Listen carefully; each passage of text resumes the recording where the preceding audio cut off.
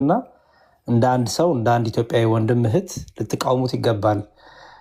የእምነቱን ነገር ትታችሁት ጤነኛ ጭንቅላት አለኝ እኔ ሰው ነኝ የሚል ሰው ማለት ነው።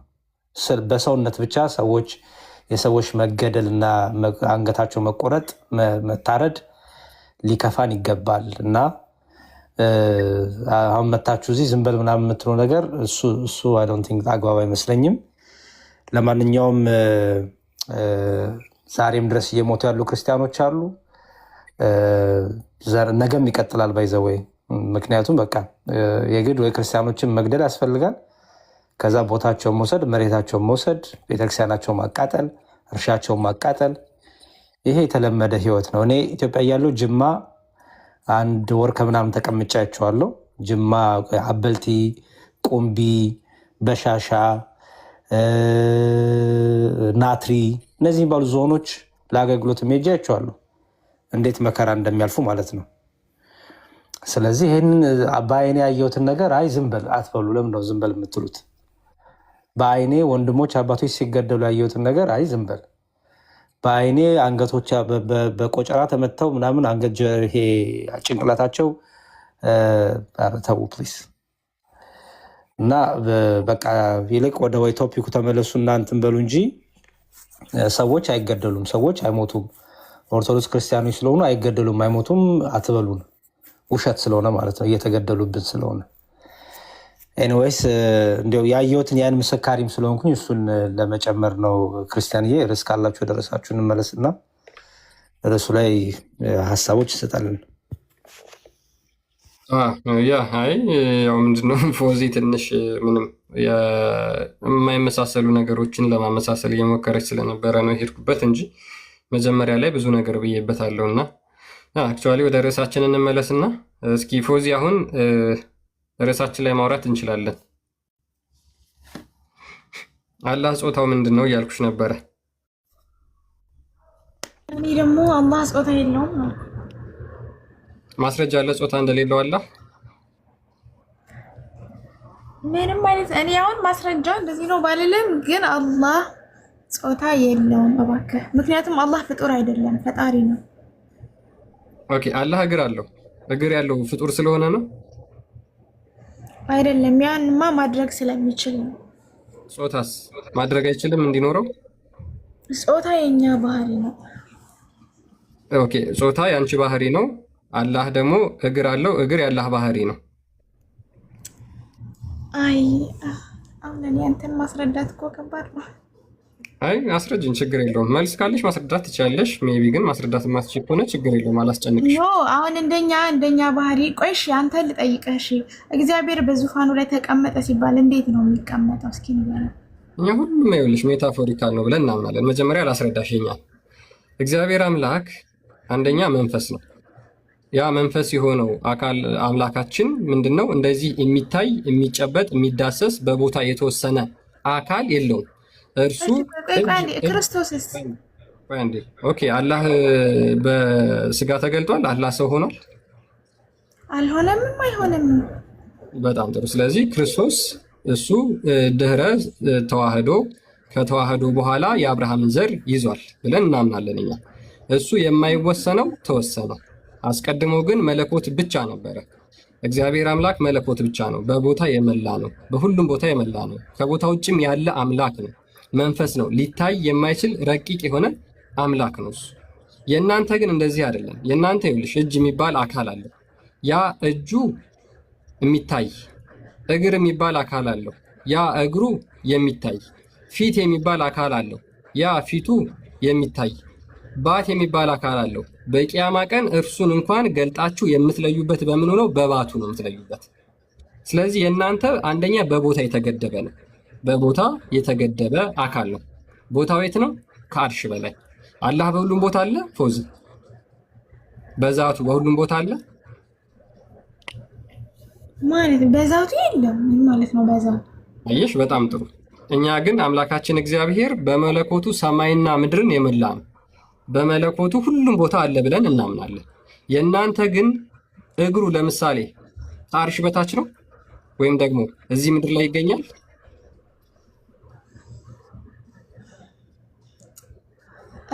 ዋና ክርስቲያን ስማኝ፣ አላህ ከአርሽ በላይ ነው ተመልክ እኮ እግሩስ ምንድነው? እግሩ እንዴ እንዳንተ እኮ 3 ቦታ ነው ያለው፣ በመንፈስ በወልድ ምናምን እኮ አይባልም። እኛ እኮ አንድ አላህ ነው።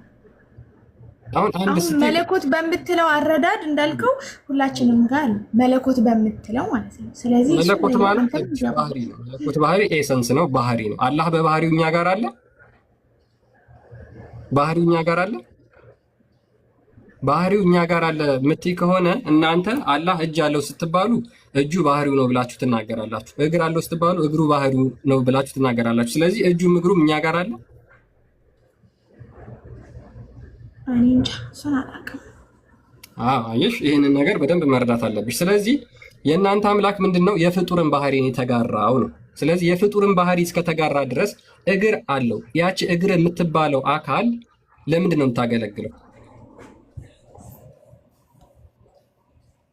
ለኝ እንደ ሰው ነው። እንደኛማ ለመራመድ ለብዙ ነገር አታመሳስይ። እኔ እኮ እንደኛ ምናምን ከኛ ጋር አመሳስለሽ ንገሪኝ አይደለም ያልኩሽ። ልክ እንደሱ ለአላህ እንደሚገባው አድርገሽ ለአላህማ የራሱ የሆነ ሂክማ አለው፣ የራሱ የሆነ ጥበብ አለው። የአላህንማ እኮ እኔ እንደዚህ ነው ብዬ ልነግርህ አልችልም፣ አላቅም። ስለአላህ በተገለጸው ለምሳሌ እግር የሚባል አካል ካለው፣ እጅ የሚባል አካል ካለው፣ ብልትስ የለውም፣ አልተገለጸም። ብልት የሚል የለም። እናንተ ጋር ነው እንጂ እኮ እኛ ጋር እኮ የለም። እኛ ጋር ግን እንደዚህ ተገልጿል። የተገለጸውን ተናግረናል። እግር ተገልጿል፣ እጅ ተገልጿል፣ ብልት አልተገለጸም አይደል? እሺ ቀጥል። ብልት አልተገለጸም፣ ችግር የለውም፣ እስማማለሁ እኮ በመልስሽ። እግር የሚባል ተገልጿል፣ እጅ የሚባል ተገልጿል፣ ፊት የሚባል ተገልጿል፣ አይን የሚባል ተገልጿል፣ ብልት ግን አልተገለጸም። ስለዚህ ብልት ሊኖረውም ላይኖረውም ይችላል ማለት ነው። ወይኔ ክርስቲያን ምን ላድርግ? እንደዚህ ድረስ ነው የምትሄደው? አሁን አንተን ምንም ግልጽ አይደለም። ሰማኝ ግልጽ አይደለም። እሺ ችግር የለውም። አላህ የተገለጹትን አካላት ቆጥረሽ ንገሪኝ እስኪ።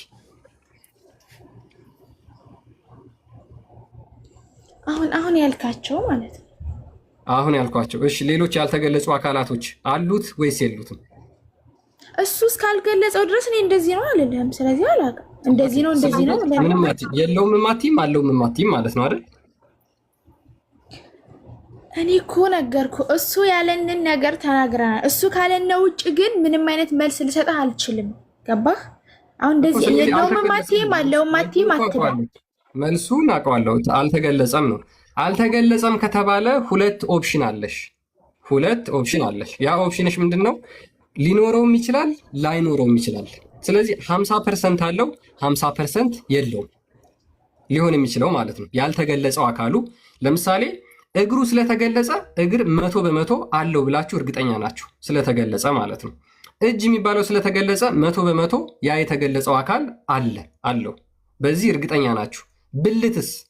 ብልት ከተባለ ደግሞ ቁርአን ላይም ሐዲስ ላይም ስላልመጣ ስላልተገለጸ ዝም እንላለን ነው የምትሉት አይደል? ዝም የምትሉ ከሆነ 50% ሊኖረው ይችላል፣ የመኖር ቻንስ አለው። 50% ደግሞ እንዲሁ ላይኖረው ይችላል ብላችሁ ነው የምትይዙት። ኦኬ አላህ ብልት ካለው 50%ቱን እንያዝና አላህ ብልት ካለው ብልቱ ወይ የሴት ሊሆን ይችላል ወይ የወንድ ሊሆን ይችላል አይደል? ፎዚ ሙስሊሞች ካሉ ኦኬ ሜቢ እስኪ ኤልናታን ልስጥና ታስገባል። ፎዚ ካለሽ ተመለሽ።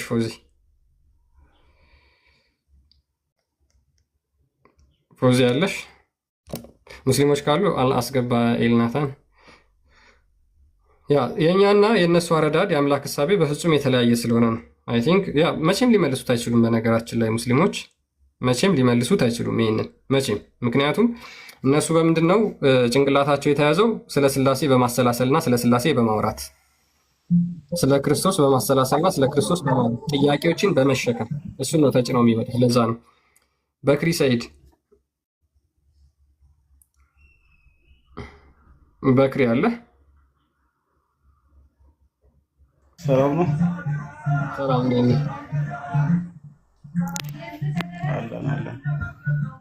አለን ጥያቄውን ሰምተዋል በክሪ? ሰምቼዋለሁ። አላህ እጅ እግር የመሳሰሉ አካላት አሉት ብለህ ታምናለህ? መጀመሪያ አላመሰግን ይፈቀድልኝ። ክርስቲያን አንተና እፎይ በጣም ላመሰግን እወዳለሁ። ከዚህ በፊት በተለይ እፎይ ባደረገው ክርክር ሊመሰገን ይገባል። ምክንያቱም ብዙ ክርስቲያኖች ግልጽ የሆነ ነገር እንዲያውቁና እንዲሰልሙ ስላደረጋችሁልኝ በዚህ አጋጣሚ ላመሰግናችሁ እወዳለሁ። ፖለቲካ ነው የምትሰሩት ሙስሊሞች። ተደቁሶ እርስ በራሳችሁ ተበጣብጣችሁ ግራ ተጋብታችሁ መጅሊሳችሁ አሁን ለሁለት እስኪከፍል ነው አይደለም የምትጠብቁት? በክሪ ሰይድ አይደለ? አላህ ጭንቅላት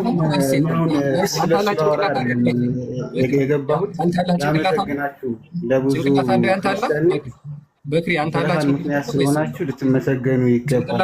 172,000 ፎሎወር አለ። በጣም የምትታወቅ ኡስታዝ ትመስለኛለህ። አይ ቲንክ አላህ ጭንቅላት አለው፣ አምላክህ ጭንቅላት አለው። እና አሁንም በርቱ። ተደጋጋሚ ውይይቶች አምላክ ጭንቅላት የሌለው አምላክ ባት ነው የምታመልከው። ጭንቅላት የሌለው ባት ነው የምታመልከው። በክሪ ጭንቅላት የሌለው ባት ነው የምታመልከው አይደል? ስለዚህ ይሄ ባት ነው የምታመልከው ወይስ አምላክህ ብልት አለው? እስኪ መልስልን፣ ይሄን መልስልን። የእናንተን መቼም አትመልሱትም። እድሜ ልካችሁን በምንድን ነው? በፖለቲካ በድራማ በፕሮፓጋንዳ ነው እንትን የምትሉት። ህይወታችሁ በሙሉ ፖለቲካና ድራማ። መቼም ስላላ ተጠይቃችሁ ግን አትመልሱ። በነገራችን ላይ የእፎይና የሁሱ ውይይት ታሪክን የቀየረ ውይይት ነው። ታሪክን የቀየረ ዲቤት ነው። እጅግ በጣም ለዘመናት ለረጅም ጊዜ ሙስሊሞች አምላካቸውን አያውቁም ነበር። እንዲህ የኛ አምላክ ይሮጣል እንዴ? የኛ አምላክ ይሮጣል ብለው ሙስሊሞች አሁን ምን ውስጥ ናቸው ያሉት? ላሳያችሁ ምን ውስጥ እንዳሉ ማለት ነው። ይህንማ የታዩታላችሁ። እናንተ የምታዩት ምንድን ነው? የራሳቸውን እህት ወንድሞች ማህተም ያስደርጋሉ፣ ነጠላ ያስለብሳሉ። ከዛ በኋላ ምን ትላላችሁ? ማሻላ ሻሃዳ ያዙ። የራሳችሁን እህት ወንድሞች ማለት ነው እንዴ። ገብታችሁ ፕሮፋይላቸውን እንዳለ ብታዩቸው ያን ሰሞን አሳይተን ነበር አይደል? ያን ሰሞን በደንብ አሳይተናችሁ ነበረ። እንዴት ነው ለመቋቋም ለመታደግ ያደረገው? የራሱን እህቶች ወንድሞች ፕሮፋይላቸውን እንዳለ ገብታችሁ አይታችኋቸው ከነበረ ማለት ነው። እጅግ በጣም ብዙ እንደውም ዩቲዩበሮችም ቲክቶክ ላይ ያሉ ሰዎችም የእነሱን አሰለመ የተባሉት ማለት ነው አይታችኋቸው ከነበረ ሁሉም 20 ምናምን የታደገው ተቀጥቅጦ ከፎይ ከሄደ በኋላ ልጁ በምንድነው የታደገው? እንትኑ የራሱን እህት ወንድሞች ሻሃዳ በማስያዝ ማለት ነው። የራሱን እህቶች ወንድሞች ሻሃዳ በማስያዝ። የእናንተስ የእነሱ እንዴት ናቸው? ላሳያችሁ አንድ ቪዲዮ። ቆይ የፎይ እና የሁሱ ያመጣው ለውጥ ማለት ነው። አዳምጡት ይህን ቪዲዮ ማለት ነው። አሁን ራሴ እናመሰግናለን ብሏል አይደለ? እፎይን አመስግኗላ። ለዚህ ነው ያመሰገነው። ጠየቅ እና ቤተሰቦችንም መጠየቅ የምፈልገው ጥያቄ አለ በእስልምና በራሴ በዲኔ ዙሪያ ማለት ነው። ምክንያቱም አሁን እስልምና በራሴ በዲኔ ዙሪያ ማለት ነው። ምክንያቱም አሁን ሚዲያ ላይ እንዳየሁት ከሆነ እሱና የሆነች ሴትዮ አላች ሰለፊይ ዋቢ ምናምን እያሉ ሱኒ ምናምን እያሉ ይጋጫሉ። እሺ እኔ ምንድን ነኝ? ለእኔ የእፎይ እና የሁሱ ዲቤት ያመጣው ልዩነት ለውጥ ሊመሰገን የሚገባው በምንድን ነው? በዚህ ነው። እኔ ምንድን ነኝ? ምንድን ነው የማመልከው? እኔ የማመልከው ባት ብቻ ነበር ማለት ነው። ጭንቅላት የሌለው አምላክ ነበር የማመልከው ማለት ነው። የሚሮጥ አምላክ የሚወጣ የሚወርድ አምላክ ነበር የማመልከው ማለት ነው። ልሱልኝ አሁን እኔ ምንድን ነኝ ማለት እኔ ሱኒ ነኝ፣ ሰለፊ ነኝ፣ ዋቢ ነኝ፣ ሱኒ ነኝ፣ ምንድን ነኝ? እኔ አሁን ግራ ተጋባው ማለት ምንድን ነኝ? እሱ የሚባል ሰውዬ ለፈጣሪ እጅ እግር አለው ሲል ሰማው። ፈጣሪ እጅ እግር ካለው እሺ ሚስት አለዋ ታዲያ? 4 ሚስት ነው ያገባው ወይስ ስንት ሚስት ነው ያለው? እሺ ለፈጣሪ እጅ እግር ካለው እኔ መንፈስ እንደሆነ ነበረማ። የዛሬ ጥያቄ ይሄ ነው። አላህ እጅ እግር አለው የምትሉ ከሆነ ብልት ሊኖረውም ላይኖረውም ይችላል የሚለውን ታስረዱናላችሁ ሙስሊሞች። ሆይ ፈጣሪ ሆይ አሁን እኔ ግራ እያጋባችሁኝ ነው። እኔ በአስቸኳይ አሁን የኔ እንትን ንገሩኝ። እኔ አሁን ሰለፊ ነኝ፣ ሱኒ ነኝ፣ ዋቢ ነኝ፣ ምንድን ነኝ?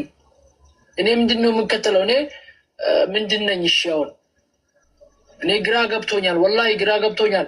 ለኡስታዞች ጥያቄ አቅርቤያለሁ፣ ግራ ገብቶኛል። መልሱልኝ፣ ለአላህ ብላችሁ መልሱልኝ። እንደ እኔ ምንድን ነኝ? እኔ ሰለፊ ነኝ፣ ሱኒ ነኝ፣ ዋቢ ነኝ፣ ምን እንደሆን ካላቀውም እኔ ከአባቴ የወረስኩትን ዲን ነው እየተከተልኩ ያለሁት። እንዴ ያ ለነዚህ መልስ መልሱላቸው፣ ለነዚህ መልስ መልሱላቸው። እንደዚህ ግራ ለተጋቡት ለተወዛገቡት ሙስሊሞች መልስ መልሱላቸው። እናንተ ግን ዛሬ በምንድነው የተካናችሁበት? በድራማ በፖለቲካ ነው የተካናችሁበት። ሌላ ያመጣው ለውጥ ላሳያችሁ። እናንተ የምታመልኩት ጭንቅላት የሌለውን አካል ባት ብቻ የምታመልኩ አካላት የእናንተን አላህ እንደዚህ ያጥፋው ተብላችሁ ሱፊዎች፣ አህባሾች እንደዚህ ነው ያላገጡባቸው፣ የቀለዱባችሁ ማለት ነው። እፎይን ያመሰገኑት እነዚህ ናቸው።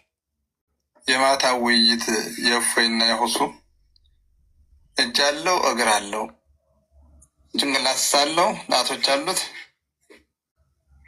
እፎይ ሌላ ጥያቄ ቢጠይቅ ጥሩ ነበረ። በሌላ ውይይታቸውን ቢያደርጉት ጥሩ ነበር። ግን ለአንድ ለሙስሊሙ ማህበረሰብ ላስተላልፍ በዚህ ዙሪያ ማለት ነው። ይሄ ፈጣሪ እንዳልሆነ እጅ እግር ያለው ሁለት እጅ ያለው ባት አለው ጣቶች አሉት ያለው አላህ እንዳልሆነ አላህ ይህን ነገር እንደው አላህ ይግደለው ብሎ ይህን ጣትና እጅ አለው የሚሉትን ጌታ አላህ ያጥፈው። እንደው አላህ ዓለምን የፈጠረ ጌታ፣ የተጠራራ ጌታ፣ ሙነዘህ የሆነ ጌታ እጅ እግር ያለውን ጌታቸውን አላህ ይግደልባቸው። እዛ ላይ አኑረው እንደዚህ አላህ ብለው ሰይመው ባት አለው እግር አለው እጅ አለው ጭንቅላት አለው የሚሉትን ጌታቸውን አላህ ይግደልባቸው። ይሄ ነው ውጤቱ ማለት ነው። አሁን እንግዲህ ባት ያለውን እግር ያለውን አምላክ የሚያመልኩ ሙስሊሞች ገብተው ይመልሱልናል ማለት ነው። የሚወጣውን የሚወርደውን ጭንቅላት የሌለውን ትመልሱልናላችሁ። እሺ ጥያቄ ምልክት። ሰላም ናቸው። ሰላም ናቸው። እሰማለሁ። ትሰማለህ? ሙስሊም ነው። ግን አሁን ከተናገርከው አንጻር አንተ እግዚአብሔር እጅ የለም ብለህ ነው የምታምነው? አላህ እጅ አለው? ጠይቄ ቅድሚያ መልስልኝ። ከተናገርከው አንጻር እግዚአብሔር እጅ የለም ብለህ ነው የምታምነው? ትጠይቀኛለህ፣ ችግር የለውም። ጠይቄያለሁ። ኦልሬዲ ቆይ አንዴ ምን አልኩ መሰለህ ማለት ነው። አሁን ከተናገርከው አንጻር አንተ እግዚአብሔር መልስ ትችላለህ ወይስ አንዴ መልስ ትጠይቀኛለህ? እኔም ጠይቅን ጥያቄ ልክ እኔ ላይም ጥያቄ ካለ ትጠይቃለህ። ችግር የለውም። እኔ ቤቴ ነኝ ያለሁት የትም አልሄድም አይደል? ለአንተ ብዬ መቼም ነቅዬ አልወጣም። ስለዚህ ትጠይቀኛለህ፣ የኔም መልስልኝ። መልሳለህ? በደንብ አድርገህ ስማኝ።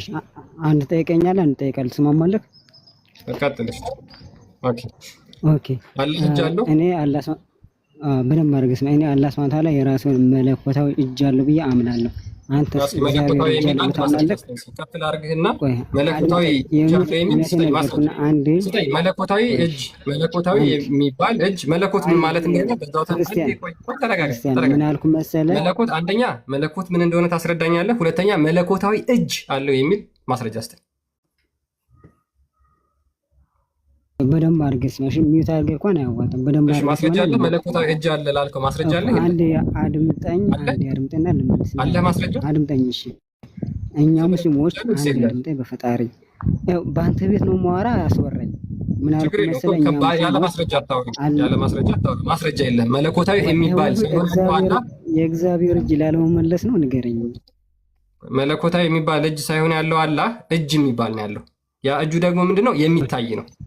የሚታይ እጅ አለ። ኦኬ፣ በዛ መጀመሪያ ተስማማና ትሄዳለህ። ትስማማለህ በዚህ ወይስ መለኮታዊ በሚለው ነው የምትስማማው? እሺ እኔ ላወራ ሚቱም ታረጊ ከሆነ ኦልሬዲ በቤት ስለ እግዚአብሔር ላለማውራት ፈርታለሁ። መለኮታዊ በሚባል ላውራ ራሴ ላውራ በደንብ አድርገህ ስማኝ። የሚታይ እጅ ነው ያለው ወይስ መለኮታዊ እጅ ነው ያለው? ኦኬ፣ የእግዚአብሔር የሚታይ እጅ ነው ወይስ የማይመረመር እጅ ነው አለው? መልስ አለ አንተ ላይ? መልስ አለ? አንተ መልሳለህ? አንተ መልስልህ። የፈለግከውን ጥያቄ ትጠይቃለህ፣ መልስልህ። ይሄንን አንተ ወንድ ነህ። ተመሳሳይ ይኸውልህ አባቶች እጅ ያለው ስለሚያምኑ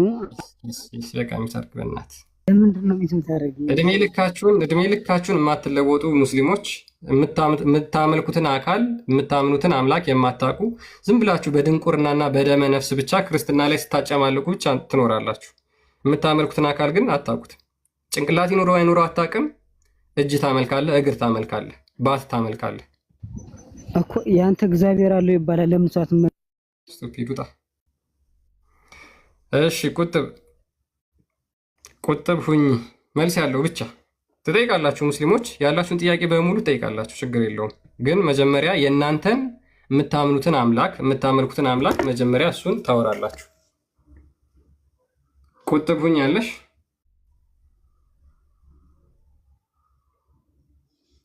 ቁጥብ ሁኝ አለሽ። ምንም ልታመሳስሉት አትችሉ። የክርስቲያኖችን ክርስትና በነቢያትና በሐዋርያት የተሰበከውን አምላክና ሙሐመድ በ7ኛው መቶ ክፍለ ዘመን ይዞ የመጣውን ጅምር የሆነ ጣዖት እኛ አይደለንም ያልነው። በነገራችን ላይ እኛ አይደለንም ያልነው ያሉት ራሳቸው የሱፊዎች ወይም ደግሞ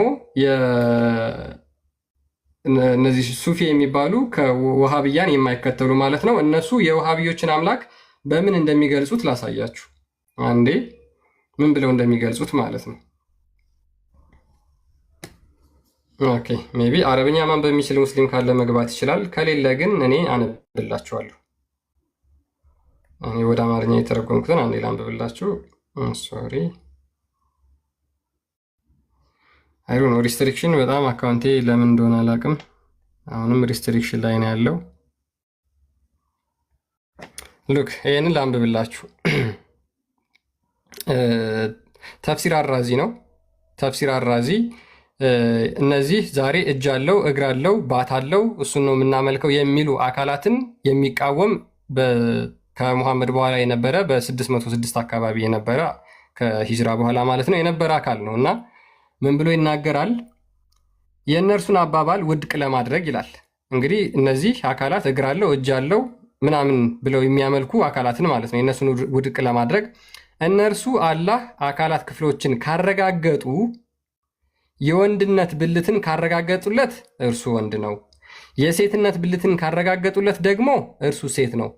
ሁለቱንም ካስተባበሉ ወይም ከካዱ ደግሞ እርሱ ስልብ ወይንም ደግሞ ለአቅም አዳም ያልደረሰ ነው ማለት ይሆናል። ይሄው አምላካቸውን በእንደዚህ ነው የሚገልጹላቸው። ምን ይላሉ? ከዚህ ገጽታዎች የሚገኘው ውጤት አይኖች የበዙበት የፊት ገጽታ ብቻ፣ ብዙ እጆች ያሉት አላህ ሁለት ቀኝ እጅ አለው ብለው ያምናሉ። ሁለቱም በቀኝ ነው ብለው ያምናሉ። አንድ ጎንና አንድ እግር ይሆናል። ይህ ምስል ከምስሎቹ ሁሉ እጅግ አስቀያሚው ይሆናል። ይህን ምስል ከምስሎች ሁሉ እጅግ አስቀያሚው እንደሆነ የታወቀ ነው። ይህ ባሪያ ቢሆን ኖሮ ማንም ሊገዛው ባልፈለገ ነበር። ይሄው ወሃቢያዎች የሚያመልኩትን አምላክ ማን እንደገለጸው ማለት ነው። ተፍሲር አራዚ እነዚህ አሻሪዎች ናቸው።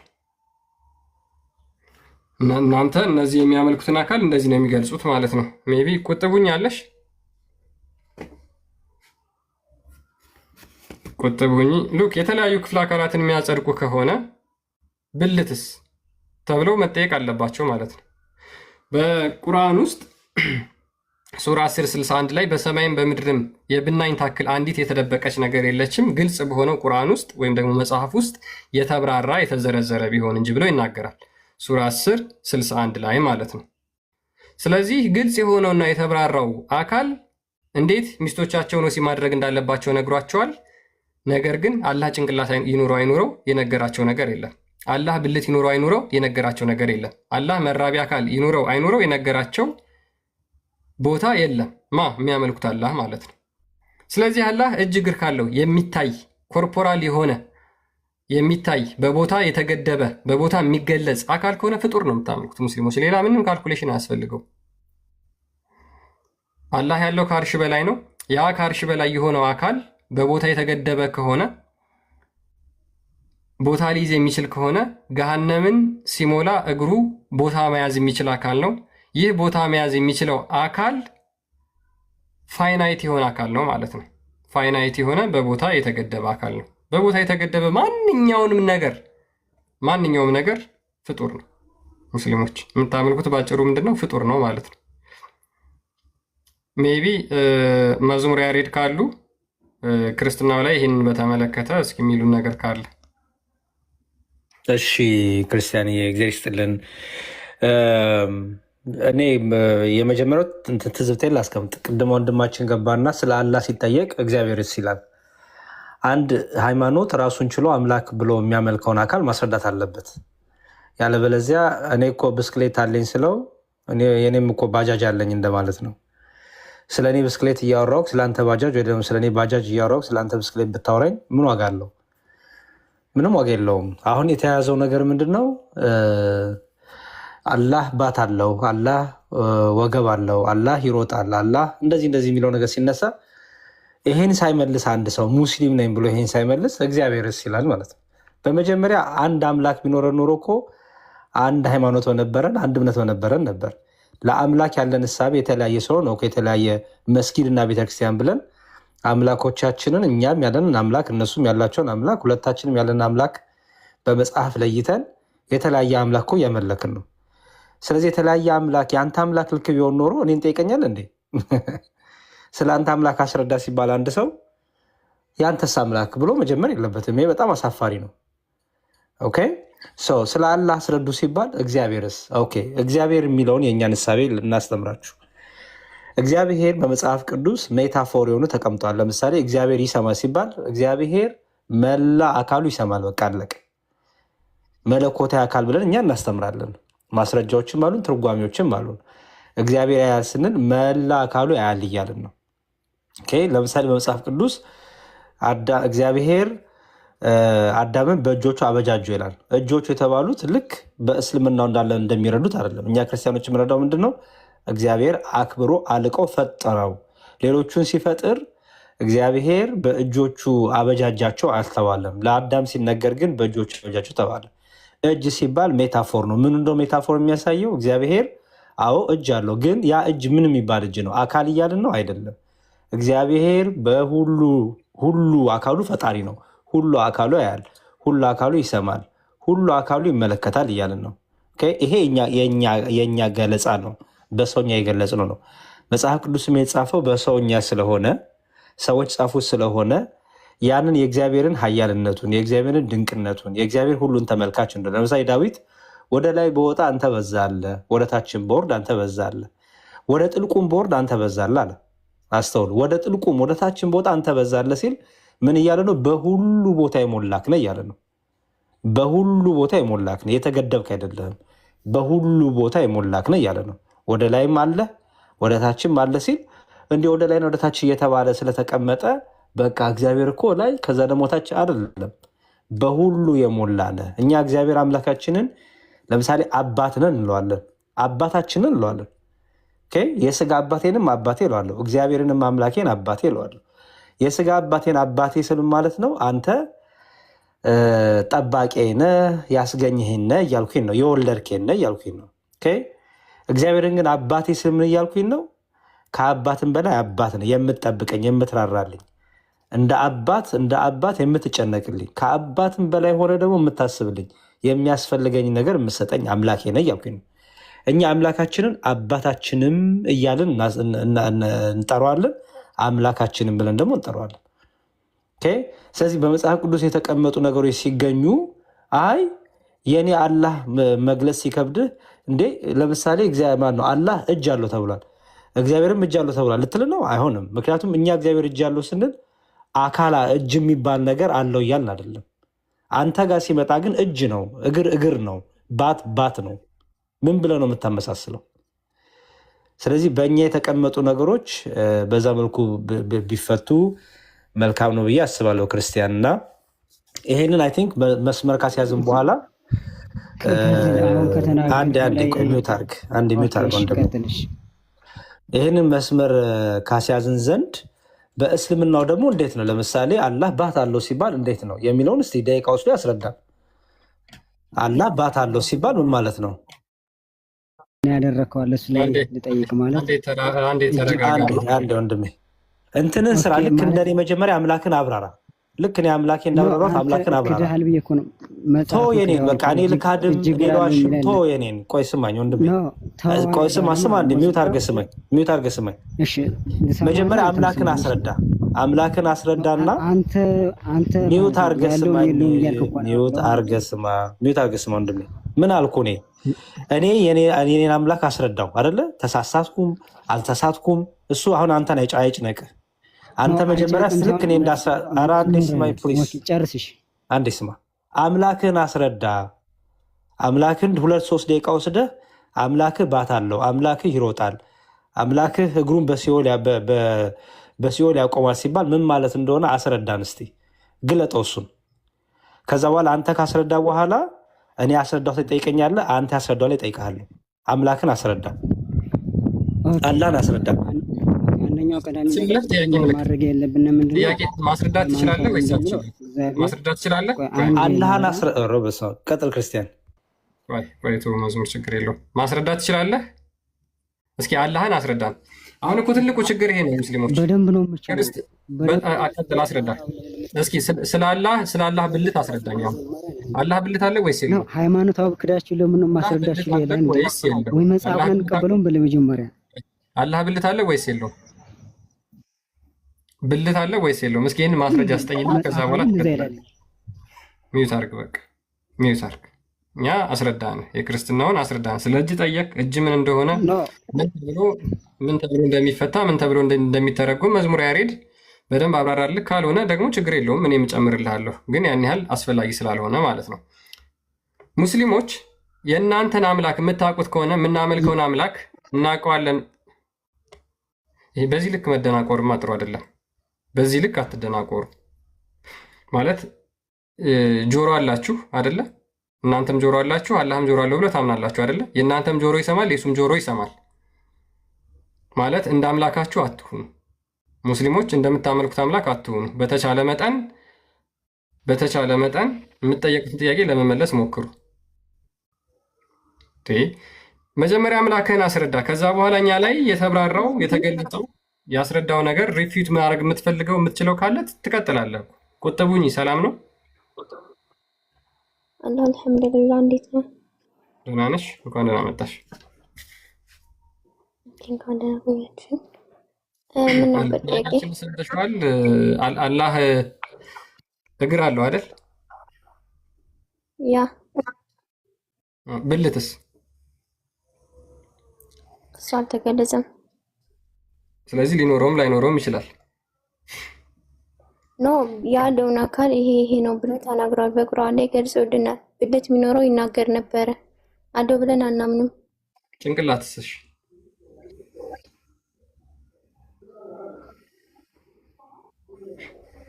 ጭንቅላትስ? እሱም አልተገለጸም። ኦኬ። ስለዚህ ብልት ተገልጿል፣ እጅ ተገልጿል፣ አይን ተገልጿል፣ ፊት ተገልጿል፣ ባት ተገልጿል። ብልት አልተገለጸም። ኦኬ። ብልት አልተገለጸም። እሺ፣ ብልት አልተገለጸም። ስለዚህ አላህ ሊኖረውም ላይኖረውም ይችላል ማለት ነው። ብልት ያ ብልት ደግሞ የሴትም ካለው እጅ አለው እጅ አለኝ ብሎ ተናግሯል። እግርም አለው እግር አለኝ ብሎ ተናግሯል። ስለዚህ ብልት ቢኖረው ብልት አለኝ ብሎ ይናገራል ብለን እናምናለን። አይ ለምሳሌ ጭንቅላት የለውም አይደል ማለት ነው። እንደዛ ከሆነ አሁን ጭንቅላት ቢኖረው ኖሮ ጭንቅላት አለኝ ብሎ ይናገራል ነው እያልሽ ያለሽው። ስለዚህ አንቺ ቢኖረው ኖሮ ይናገር ነበር ካልሽ የለውም እያልሽ ነው ማለት ነው። ቢኖረው ኖሮ ይናገር ነበር የምትይ ከሆነ የለውም እያልሽ ነው። ስለሌለው አልተገለጸም። ኦኬ። ስለዚህ አላህ ብልት ሊኖረው ይችላል ላይኖረውም ይችላል ማለት ነው። ኦኬ። እሺ፣ ቀጣይ ጥያቄ እንጠይቅ። ኦኬ። እሺ፣ ጾታውስ ይታወቃል? ኖ፣ ጾታው አይታወቅም ምን እንደሆነ። እሺ፣ ለምሳሌ አላህ ሚስት አለ ወይስ የለውም? እናምናለን። የለውም። ሚስት የለውም። ያ እሺ፣ ኦኬ። አላህ ሚስት የለኝም ብሎ ተናግሯል? አልተናገረም። ኦኬ። ሚስት ሊኖረው የሚችለው የሰው ልጅ ነው። ቆይ እሺ፣ ሚስት የለኝም ብሎ ቢናገርስ? እሺ፣ ያ አካል ጾታ ሚስት ሊኖረው የሚችለው አንድና አንድ የሰው ልጅ ብቻ ነው። ገብቶኛል። ተጋብተን ችግር የለውም። አይ ሚስት የለኝም ብሎ ተናግሯል ወይስ አልተናገረም? አላህ አልተናገረም። እሺ፣ ሚስት የለኝም ብሎ ከተናገረ ጾታው ሊሆን የሚችለው ወንድ ነው ወይስ ሴት ነው? አልተናገረማ። ቢናገር ነው እያልኩሽ ያለሁት እኮ። እንዴት ቢናገር ብሎ ነገራል እንዴ? ሲጀመር አንድና አንድ ሚስት ሊኖረው የሚችለው የሰው ልጅ ብቻ ነው። አምላካችን አላህ ሱብሃነሁ ወተዓላ ደግሞ እኔ እንደ ሰው አይደለሁም እያለ ነው። ምንም አይነት የሰው እንትን የለኝም እያለ ነው። ገብቶኛል። ወደዛ ምን መጣለን፣ ችግር የለውም። ምን ማለት እንደሆነ ችግር የለውም። እዛ ላይም እናወራለን። ለምሳሌ መርየም ሱራ 19 ላይ እኔ ወንድ ያልነካኝ ወይም ደግሞ አመንዝራ ሳልሆን ለእኔ እንዴት ልጅ ይኖረኛል ብላ ተናግራለች። ስለዚህ ወንድ ያልነካኝ ባል የሌለኝ እያለች ስለሆነ ጾታዋ ሴት ነው አይደለ? ያ ኦኬ። አላህ ለእኔ ሚስት የለኝም ብሎ ቢናገርስ? እኮ ተነግሮ ቢሆን ያን ቃል እመልስልሃለሁ፣ ግን አልተናገረም ነው እያልኩ ያለሁት። አልተናገረም፣ ችግር የለውም። አሁን እኮ አልተናገረም። ቢናገር ግን ጾታው ወንድ ነበር ሊሆን የሚችለው ማለት ነው። አሁን ባል የለኝም ብሎ ቢናገር ያ ኦፍኮርስ ያ። እሺ፣ በጣም ጥሩ። ይችን አንዴ እናንብባት እስኪ። ይችን አንብቢያት።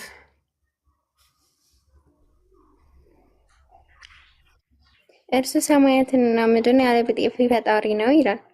እሺ፣ ለእርሱ ሚስት የሌላችሁ ሲሆን እንዴት ለእርሱ ልጅ ይኖረዋል? ነገርንም ሁሉ ፈጠረ። ስለዚህ አላህ እዚህ ጋር ምን እያለ ነው? ሚስት የለኝም እያለ ነው አይደል? ልክ መርየም ባል የለኝም ብላ እንደተናገረች አልበቃል። ሚስት የለኝም አላለም። የት አለ? ይህንን የተናገረው ማን ነው? ሰማያትና ምድርን ያለ ብጤ ፈጣሪ የተባለው ማን ነው? አላህ ሱብሃነሁ ወተዓላ። ለእርሱ ሚስት የሌለችው ሲሆን ብሎ የተናገረው ማን ነው? ያኔ አልወለድም አልተወለደም ለማምለክ። ቀጣዩን አንብበው። ለእርሱ ሚስት የሌለችው ሲሆን እንዴት ለእርሱ ልጅ ይኖረዋል? እኮ ያልወለደበት ምክንያት ሚስት ስለሌለችው ነው ማለት ነው። ያ እሺ፣ ስለዚህ አላህ ጾታው ወንድ ነው። ሚስት የሚፈልግ አካል ጾታው ወንድ ነው። ይህ ግልጽ እኮ ነው፣ ግራ የሚያጋባ አይደለም። ምክንያቱም የመርየም ሱራ 19 ላይ ካየሽው ለእኔ ባል የለኝም አመንዝራም ሳልሆን እንዴት ለእኔ ልጅ ይኖረኛል ብላ ተናገረች። አላህም ደግሞ እኔ ሚስት የለኝም ልጅ እንዴት ሊኖረኝ ይችላል ሚስት ሳይኖረኝ ብሎ ተናገረ። ስለዚህ ጾታው ምንድን ነው ማለት ነው? ወንድ ነው። ማን የተናገረው ይሄንን? ማን ተናገረ? እርሱ ሰማያትና ምድርን ያለ ብጤ ፈጣሪ ነው አለ። ማን የተናገረው ይሄን? መሐመድ ነው ወይስ አላህ ነው? ተረጋጋቆይ። ለእርሱ ሚስት የሌለችው ሲሆን እያለ ነው። ለእኔ ሚስት የሌለኝ ሲሆን አለ እንዴ? ኦኬ። ለእርሱ ሚስት የሌለችው ሲሆን ብሎ የተናገረው ማን ነው? አላህ ነው ወይስ አይደለም? ማንን ስራ ነው ያወጣው? አንተ ሲጀምር ማን ነው ተናገረ የሚለው? አንተ አላህ ብሏል እያልክ ነው እየተሟገድከኝ ያለው። ስለዚህ የታለ አላህ እንደዚህ ብሏል? ኦኬ። ስለዚህ ሰማያትና ምድርን ያለ ቢጤ ፈጣሪ ነው የተባለው አካል አላህ አይደለም ማለት ነው። አላህ ነው እሱማ። ለእርሱ ሚስት የሌለችው ሲሆን እንዴት ለእርሱ ልጅ ይኖራል የተባለው አካል ማን ነው? አንተ አሁን እያልክ ያለኸው አላህ ሚስት የለኝም አለ እያልክ ነው። ግን እዚህ ጋር አላህ ቃል በቃል ሚስት የለኝም ብሎ አልተናገረም። ይታለ። ስለዚህ ኦኬ፣ እሺ ሊኖረው ይችላል። እሺ ቲንክ እሺ፣ ይቅርታ ሊኖረው ይችላል። በቃ ተስማምተናል።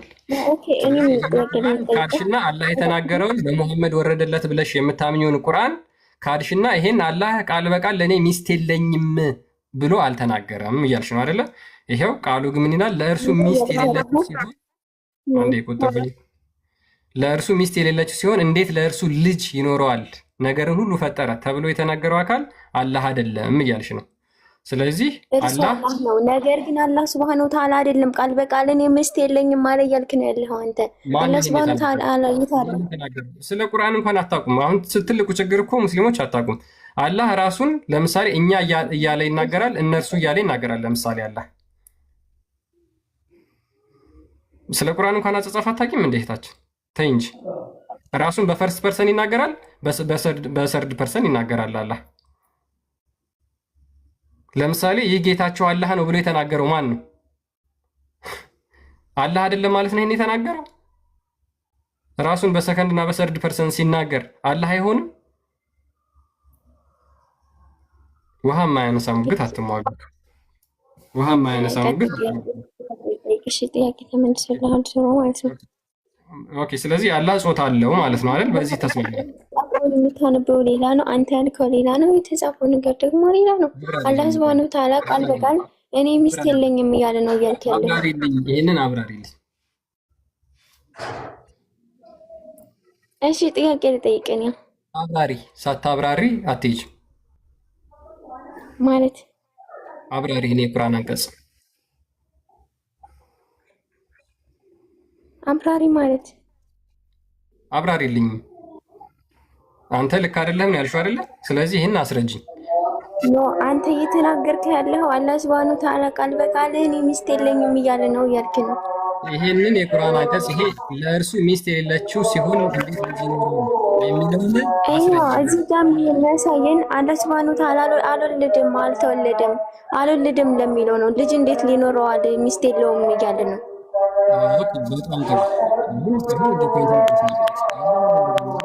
ድምፅ ቀንሽ ከቻልሽ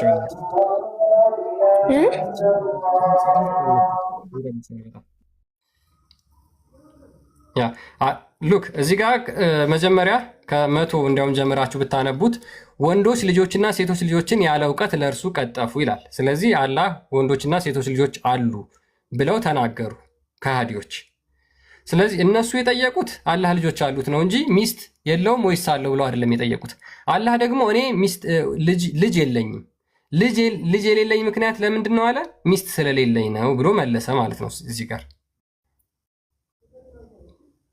እነሱ ያሉት ምንድን ነው?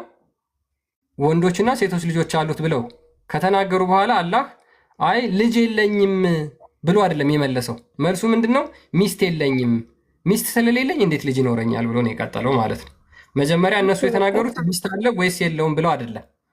ሚስት አለህ ወይስ የለህም ብለው አይደለም የጠየቁት። ልጅ አለህ ወይስ የለህም ነው ያሉት። አይ የለኝም። ስለ ልጅ ነው የተናገረው እያልኩ ነው። ስለምንድን ነው? ስለ ልጅ ነው። ልጅ እንዳለው ሲጠየቅ ነው እንደዚህ። እኔ እርሱ ሚስት የሌለው ሲሆን እንዴት ልጅ ይኖረዋል እያለ እየተናገረ ነው። እሱን አንብቤዋለሁ። ለምንድን ነው ልጅ የሌለው አለ? ሚስት የለውም ልጅ የለውም፣ ሚስት ከሌለው ልጅ የለውም እያለ ነው። ኦኬ። ስለዚህ ሚስት ሊኖረው የሚችለው አካል ጾታው ምንድን ነው? ወንድ። ቴንክ ዩ። ኦኬ። እሺ ጥያቄ ላስጠይቀኛ። አንተ ብቻ ነህ እንዴ የምትጠይቀው? ቀጥሽ ጥያቄሽ። እግዚአብሔር ወደ መሬት ይወርዳል? እግዚአብሔር ወደ መሬት ይወርዳል ስትይ ምን ለማለት ነው? ወይም የመጽሐፍ ቅዱስ ጥቅስ አይ እግዚአብሔር ሲጀምር በሰማይም በምድርም የመላ ነው። ስለዚህ ወረደ ወጣ የሚባል ልክ ለሰዎች እሱ በምድር ነው ያለው፣ በምድርም አለ በሰማይም አለ።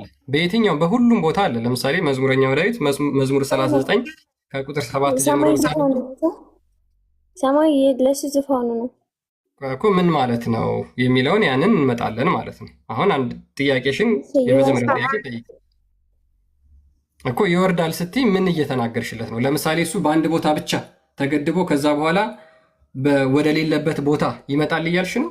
እንደዛ ከሆነ በፍጹም አይደለም። አሁን የመጽሐፍ ቅዱስ ክፍል ጠቅሰሽ ብትነግሪኝ አይ ቲንክ እሱንም ከነገርኩህ ልታብራራልኝ ነው። እንዴት እንደሆነ አልፈልግም። ቃል በቃል አምላክ ወጣ፣ ወረደ፣ ሄደ፣ መጣ፣ ዝቅ አለ፣ ከፍ አለ፣ ተራመደ፣ ቁጭ አለ፣ ተነሳ የሚባል በፍጹም አይነገርለትም ለመለኮት ማለት ነው። ለምን? እርሱ አንደኛ በባህሪው መንፈስ ነው። ያ መንፈስ የሆነው አምላክ ደግሞ ምንድን ነው? ሰማያትንም ምድርንም የሞላ ነው። ስለዚህ እሱ ወዴት ወደ ሌለበት ወዳለበት ነገር እንዴት ወደ እግዚአብሔር እንዲህ ይላል፣ ሰማይ ዙፋኔ ነው፣ ምድር የእግሬ መረገጫ ናት። የምትሰሩልኝ ቤት ምን አይነት ናት? የማርፉበት ስፍራ ምንድን ነው እያለ ነው። አሁን እሱ ነው ጥያቄ። ክርስቲያን ልመልስላት። ጥያቄዋን ግልጽ ነበር። ለዛ ይሄ ክፍል የተጻፈበት የምትሰሩልኝ ቤት ምን አይነት ነው ያለበት ምክንያት ለምን መሰለሽ? ሰማይ ዙፋኔ ነው፣ ምድርም የእግሬ መረገጫ ናት። የምትሰሩልኝ ቤት ምን አይነት ነው? እግዚአብሔር ሰው በሰራው ቤት አያድርም የሚለው ቃል የተነገረው ከምን አንጻር መሰለሽ? አሁን ይሄ መጽሐፍ ላይ ያለውን ቃል ክርስቲያኖች እንዴት ይረዱታል ብለሽ ነው መጠየቅ ያለብሽ። እና አሪፍ ነው። ሰው እግዚአብሔር የምትሰሩልኝ ቤት ምን አይነት ነው ሲባል እግዚአብሔር በቤት የሚገደብ አይደለም ነው። ሰማይ ዙፋኔ ነው ሲልም ማለት ነው እኔ በሰማይ ያለው ነኝ፣ ምድር ደግሞ የእግሬ መረገጫ ናት። እግር መረገጫ ሲባል እግዚአብሔር እግር አለው ማለት አይደለም። ለምሳሌ በእግርሽ የምትረግጩ ነገር አንቺ ምን እያረግሹ ነው? አንቺ ከላይ ነሽ፣ ያ ከታች ነው አይደለ? እግዚአብሔር ምን እያለ ነው? የእግሬ መረገጫ ናት ሲል እያለ ነው እምገዛት እኔ ነኝ፣ የሰማይ ምድር ፈጣሪ እኔ ነኝ። አሁን አስተዊ ከሰማይ እስከ ምድር ድረስ የሚደርስ እግር አለው እየተባለ አይደለም እግዚአብሔር። ኦኬ የዛ መጽሐፍ የዛ ክፍል ትልቁ ዓላማ ምንድን ነው? እኔ በሁሉ የሞላው ነኝ፣ በሰማይም ያለው ነኝ፣ በምድርም ያለው ነኝ፣ የሰማይም የምድርን ባለቤት እኔ ነኝ። ሰማይንም ምድርንም የፈጠርኩኝ እኔ ነኝ፣ ሰማይንም ምድርንም ገዛት እኔ ነኝ እያለ ነው። ሰማይ ዙፋኔ ነው ሲል ዙፋን በመጽሐፍ ቅዱስ ኩርሲ እየተባለ አይደለም። እሺ ዙፋን ሲባል ምን ማለት መሰለሽ? ዙፋን ማለት ገዢ ነው፣ እግዚአብሔር ገዢ ነው፣ እግዚአብሔር ፈጣሪ ነው፣ እግዚአብሔር የሁሉ መሪ ነው የተባለ ነው ማለት ነው። ኦኬ ምድር ደግሞ የእግሬ መረገጫ ናት ሲል ማለት ነው። አሁንም ምድርንም ሰማይንም የሚገዛ እኔ ነኝ፣ ምድርንም ሰማይንም የሞላው እኔ ነኝ፣ በምድርም በሰማይ የሞላው በሁሉ ያለው እኔ ነኝ። ስለዚህ ምን አይነት ቤት ልትሰሩልኝ ነው? አስተውይ እንግዲህ በሰማይም በምድርም የሞላውን እግዚአብሔር በምን አይነት ቤት ሰርተሽ አይ በቃ እግዚአብሔር እኮ በዚህ ቤት ብቻ ነው የሚገኘው አትይም። እግዚአብሔር በሁሉ የሞላ መሆኑን ለመናገር ሰማይ ዙፋኔ ነው አለ፣ ምድርም የእግሬ መረገጫ ናት አለ ማለት ነው። እና ዙፋን የሚለው ሜታፎር ነው። ምንን የሚያሳይ ነው? ስልጣኑን፣ ኃይሉን፣ ግዛቱን የሚያሳይ ነው እንጂ ኩርሲ የተባለ ደግሞ መቀመጫ የተባለ አይደለም። ካለሽ ተመለሽ። ሜይ ቢ በነገራችን ላይ ይህ ጥቅስ ራሱ እኮ እግዚአብሔር በሁሉ ቦታ እንደሚገኝ እግዚአብሔር በቦታ እንደማይገደብ የሚገልጽ ጥቅስ ነው። በጣም ተመለሽና ክፍሉን ተረዳሹ። አሁን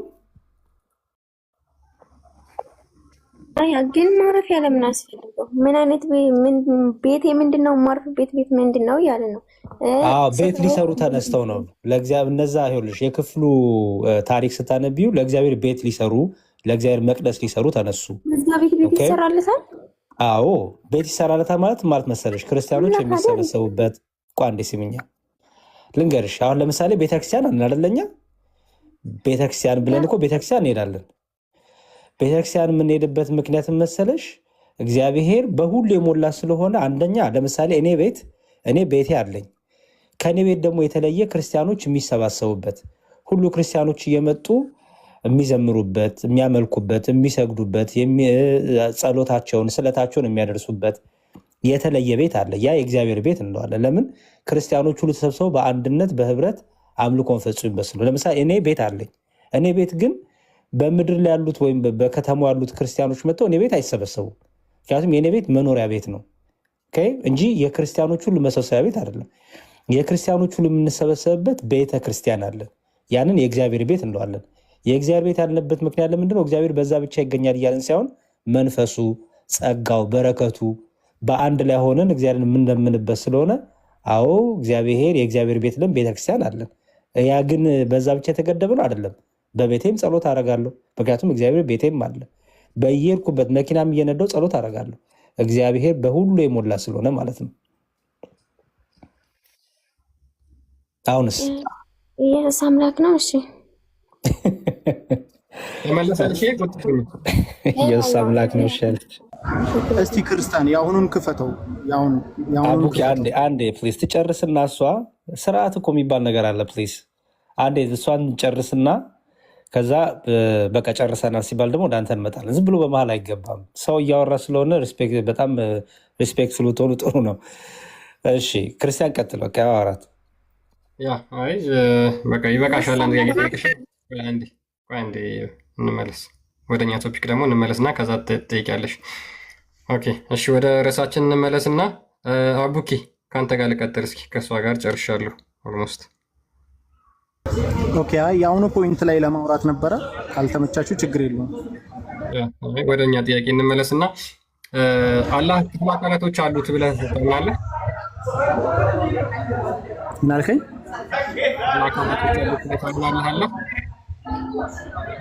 አካላቶች አሉት?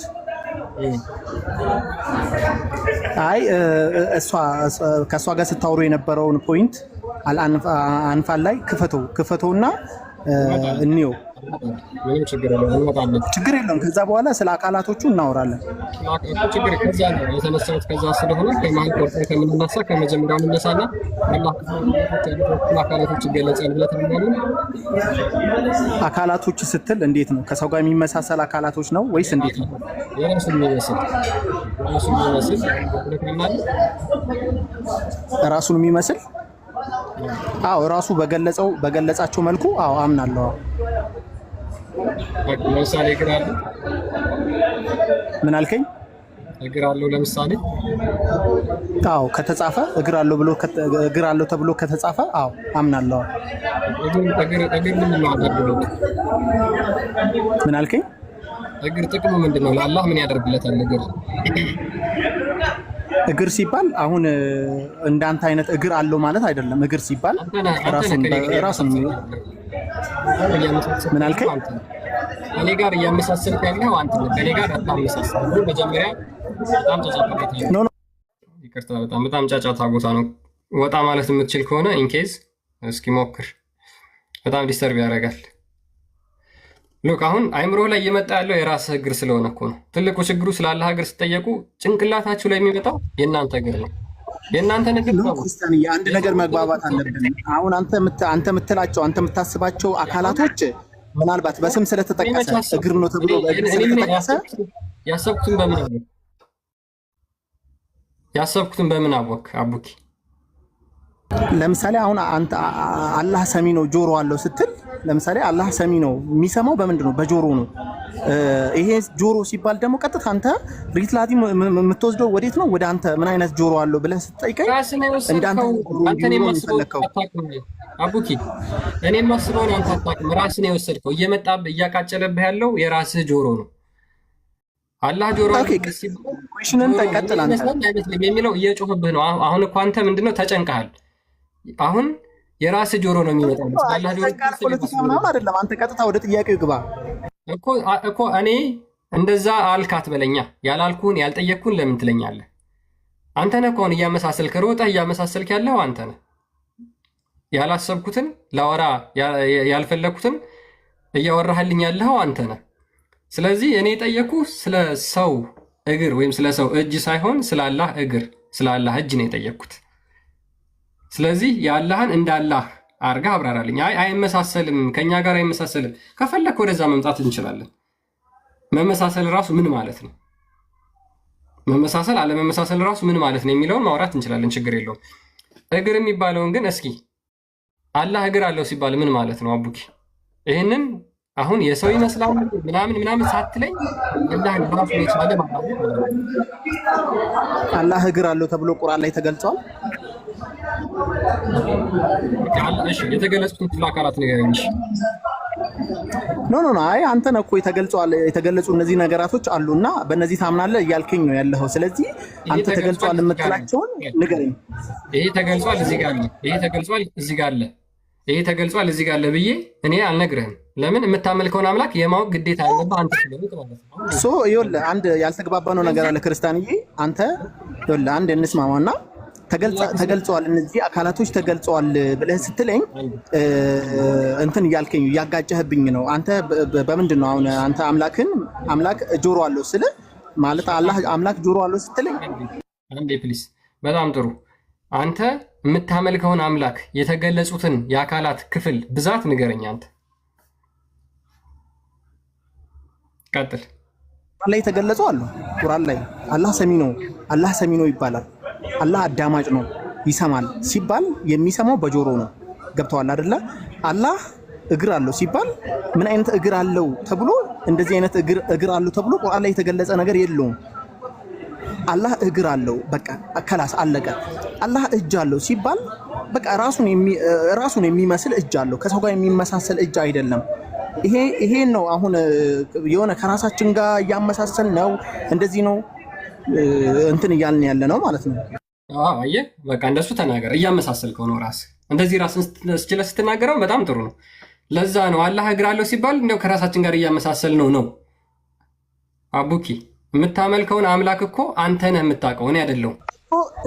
እኔ አላመሳስለውም ነው እያልኩ ያለው። ገብቶሃል? እኔ አላመሳስለውም ነው ከራሴ ጋር ነው የሚመጣብህ።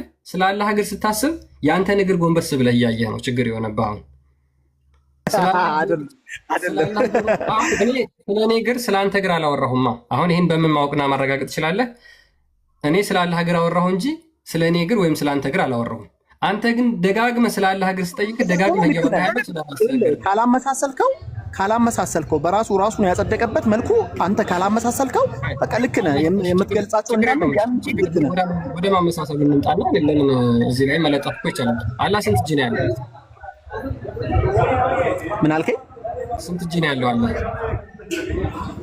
አላህ ስንት እጅ ነው ያለው እና ይሄን ያህል እጅ ነው ያለው ተብሎ አልተገለጸበትም። ቁርአን ላይ የለም። ተገልጿል። ተገልጿል። አንተ ስንት እጅ ነው? ስንት እጅ ነው ያለው? ከተገለጸ እኔ አጸድቀዋለሁ። ከተገለጸ አጸድቀዋለሁ። አንተ ስንት እጅ ነው ያለው? ምን አልከኝ? 2 እጅ አለኝ እኔ። የሆነ ጨዋታ ቦታ ነው ያለሁት። በጣም ይቅርታ። እሺ ችግር የለም። ይሄው አላህ 2 እጅ አለው። እንደው ይሄ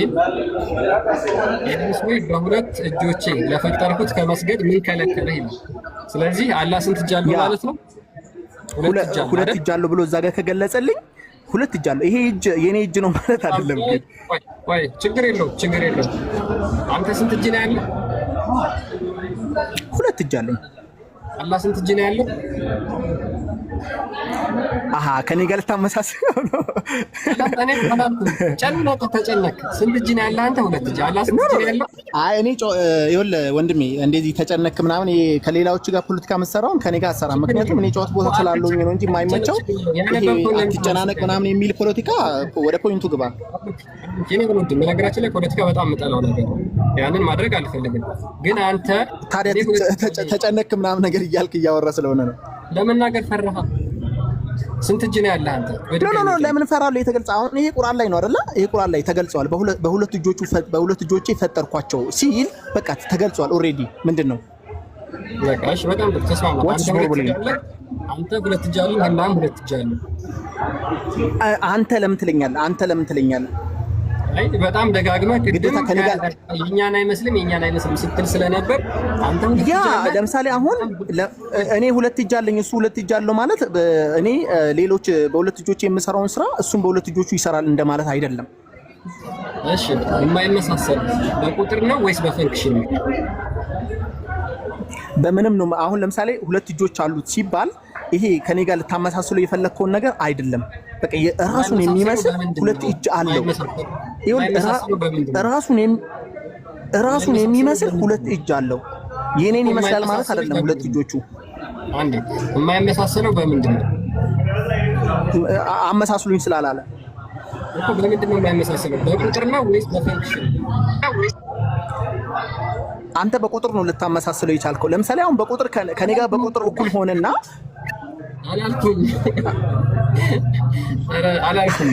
ብቻ መልስ የኔ የማስበው ለዚህ እኮ ነው ተጨናቅ የምልህ። ምን ሊያመጣ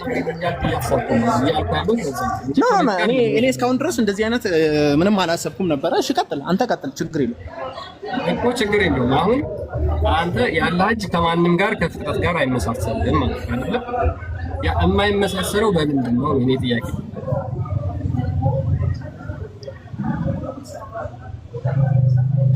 የማይመሳሰለው በምንድን ነው? የማይመሳሰለው በምንድን ነው?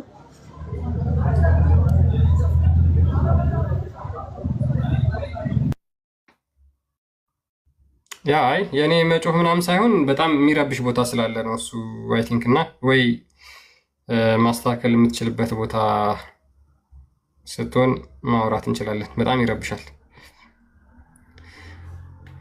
ያ መመሳሰል ራሳችን ምንድነው? ይኸውልህ ክርስቲያንዬ እንዴት መሰለ፣ እኔ በእርግጥ እውነት ለመናገር በዚህ ፖይንት ላይ ባወራ ደስ ይለኛል። ግን መጀመሪያ እኔ ገስት ስልክ የነበረው ቅድም ከፍተህ ስታወራበት የነበረው ፖይንት እሱ ላይ ላውራ ነበረ። ስለ እጆቹ ስለ እግሮቹ ምናምን ነገር ላውራ አልነበረም። አላህ ሚስት አለው እና ልጆች አለው እና ልጆች ባይኖሩት እጅ አለው ምናምን ብለህ ስታወራ የነበረውን ነገር ነው ዲፌን ለማድረግ ስገባ የነበረውና በዚህ ላይ ላውራ ነበር። ቶፒካችን እሱ ስለሆነ ችግር የለውም። ያላህ ጾታው ምንድነው ብለህ ነው የምታምነው አንተ?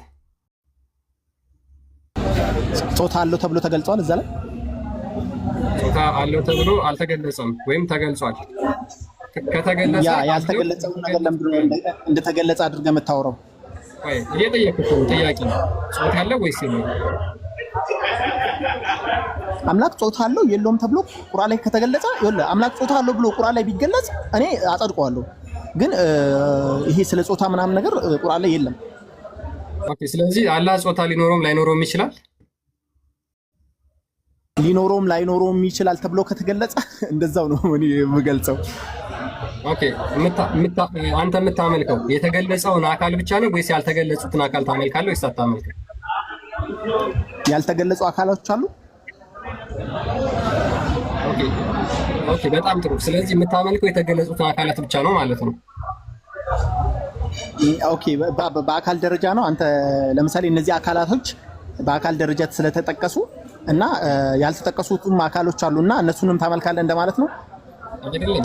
ጥያቄ አንተ የምታመልከው የተገለጹትን አካላት ብቻ ነው?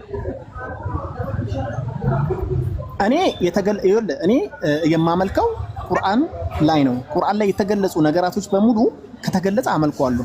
ግን በምን ፖይንት እና በምን ኮንሰፕት ነው የተገለጸው ነው? ለምሳሌ ያልተገለጸው የራሱ ፖይንት አለው።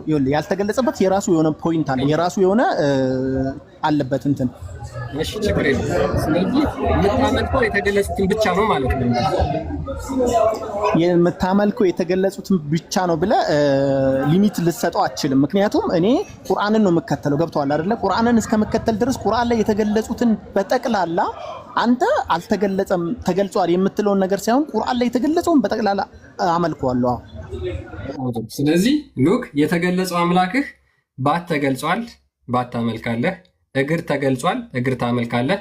ጣት ተገልጿል፣ ጣት ታመልካለህ። ፊት ተገልጿል፣ ፊት ታመልካለህ። አላህ ይሰማል። ፊት ተገልጿል የሚል አለ። ፊት አለው። ፊት አላህ ፊት የለው። ፊት የሚል ቁርአን ላይ አለ ወይ? ፊት የለውም አለ።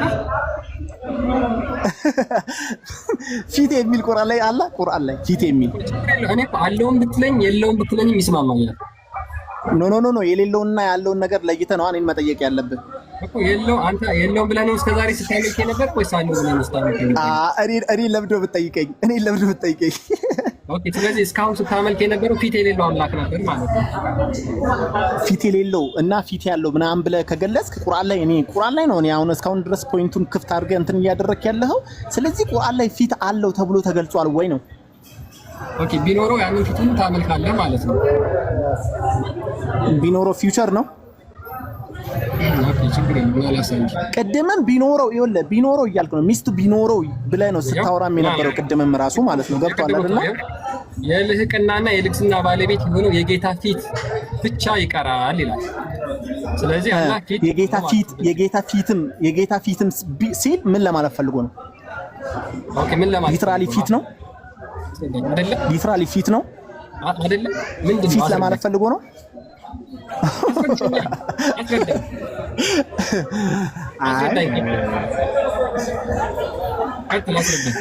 አይ አንተ የልቅና የልግስና ባለቤት የሆነው የጌታ ፊትም ይቀራል። ይሄ ማለት የጌታ ፊት ለፊት አሁን ፊቱ ላይ አንተ ፊት ለፊት የጌታ ፊት ለፊት አንተ የምታየው ነገር አለ አይደለ? አንተ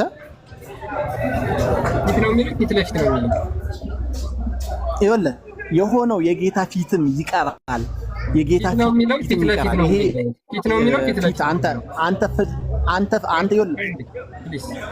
ምን አልከኝ? ችግር የለውም። ይኸው እኔ እዚህ ጋር በእርሷም በምድር ላይ ያለው ሁሉ ጠፊ ነው። የልህቅናና የልግስና ባለቤት የሆነው የጌታህም ፊት የማን ፊት? የጌታ ማን ነው? ጌታ ማን ነው? ስለ የውመል ቂያማ ነው። ፊትም አሁን ፊት ለፊት አንተ ጌታ ፊት ፊት ለፊት ላናየው ነው። የውመል ቂያማ እኮ አላህ እኮ ለራሱ ይገልጣል እኮ የውመል ቂያማ። በጣም እየተጨቃጨክ ነው። ሄድና ኡስታዞችን በሙሉ ጠይቃቸው ፊት አለው የሚለውን ያጸድቃሉ። በዚህ ቁርአን አንቀጽ መጠየቅ አይደለም ይሄ። ይኸውልህ ልንገርህ ወንድሜ፣ ይሄ ወደፊት አስረዳኝ። ኢላሀ ኢለላህ አስረዳኝ። በጣም ፖይንት እሺ ታደርጋለህ። ግን እኔ አሁን ልንገርህ ይሄ ስለ የውመል ቂያማ ስለ ወደፊት ስታመልክ የነበረው እስካሁን አንተ በአእምሮ ፊት የሌለውን አካል ነበር የምታመልከው። ይሄው አላህ ፊት አለው እዚህ ጋር። አይ ፊት አይደለም እዚህ ጋር የተገለጸው ካልክ አስረዳ፣ አብራራ ተባልክ። ፊት የተባለው ፊት ለፊት ምናምን ብለህ ለመዘባረቅ ሞክረህ የማይለው ቁርአኑ ማለት ነው። ምን አልከኝ? አስረዳ። ይሄን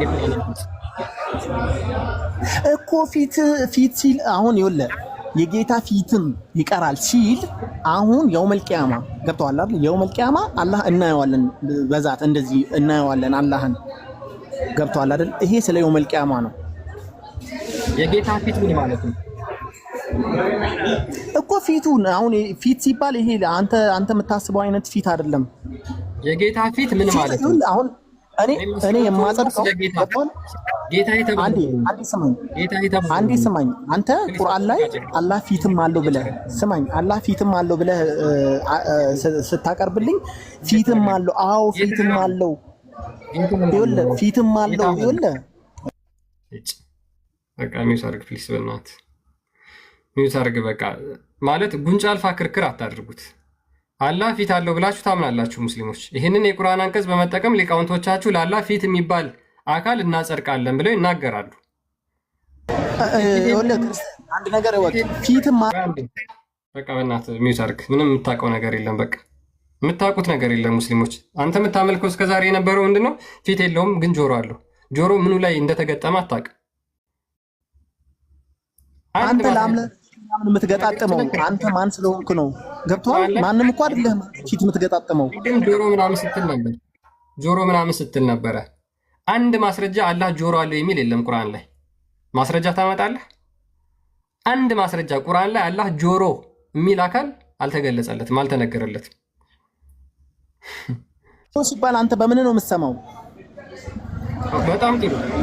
አየህ ከኔ ጋር መሳሰልከው ማለት ነው። አየህ መጣህልኝ። ዞረ የትም እንደማትሄድ እኮ አውቃለሁ። መጣህልኝ። ታርጋ እንዴ እኔ ከአንተ ጋር ማመሳሰል አይደለም። ስማኝ ሙታርግ ጆሮ ሲባል በምንድን ነው እንደ ሚውታርግ ላስወርድ ላታመልጭኝ አታሩ አሁን ላስወርድ ነው። ሚውት ማታረግ ከሆነ ላስወርድ ነው። ሚውት አድርግ። አንተ በምን ነው የምትሰማው አልከኝ? እኔ የምሰማው በጆሮዬ ነው። ከታስተውናለህ ማለት ነው። አንተ በምን ነው የምትሰማው አለኝ አይደለ? እኔ የምሰማው በጆሮዬ ነው። አላህም እንደኔ በጆሮ ይሰማል። አላህ ከኔ ጋር በምን ተመሳሰለ? በመስማት ተመሳሰለ ማለት ነው። እኔ ያለ ጆሮ መስማት አልችልም፣ አላህም ያለ ጆሮ መስማት አይችልም። አላህ እግሩ አይሰማም፣ ጭንቅላት የለውም። ፊት አለው፣ ፊቱ አይሰማም። አይን አለው፣ አይኑ አይሰማም። የሚሰማው በምንድን ነው? በጆሮ ብቻ። እኔስ አላህ እግር አለው፣ እግሩ አይሰማም። እጅ አለው፣ እጁ አይሰማም። የሚሰማው በምንድን ነው? በጆሮ ብቻ። ስፔሲፊክ የሆነች አካል ስፔሲፊክ ፈንክሽን ብቻ የምትሰጥ አካል አለችው አላህ። ከጆሮ ውጭ መስማት አይችልም። ኢማጂን ጆሮውን ከያዘ መስማት አይችልም ማለት ነው አላህ። ይሄ እኮ ፍጡር ነው።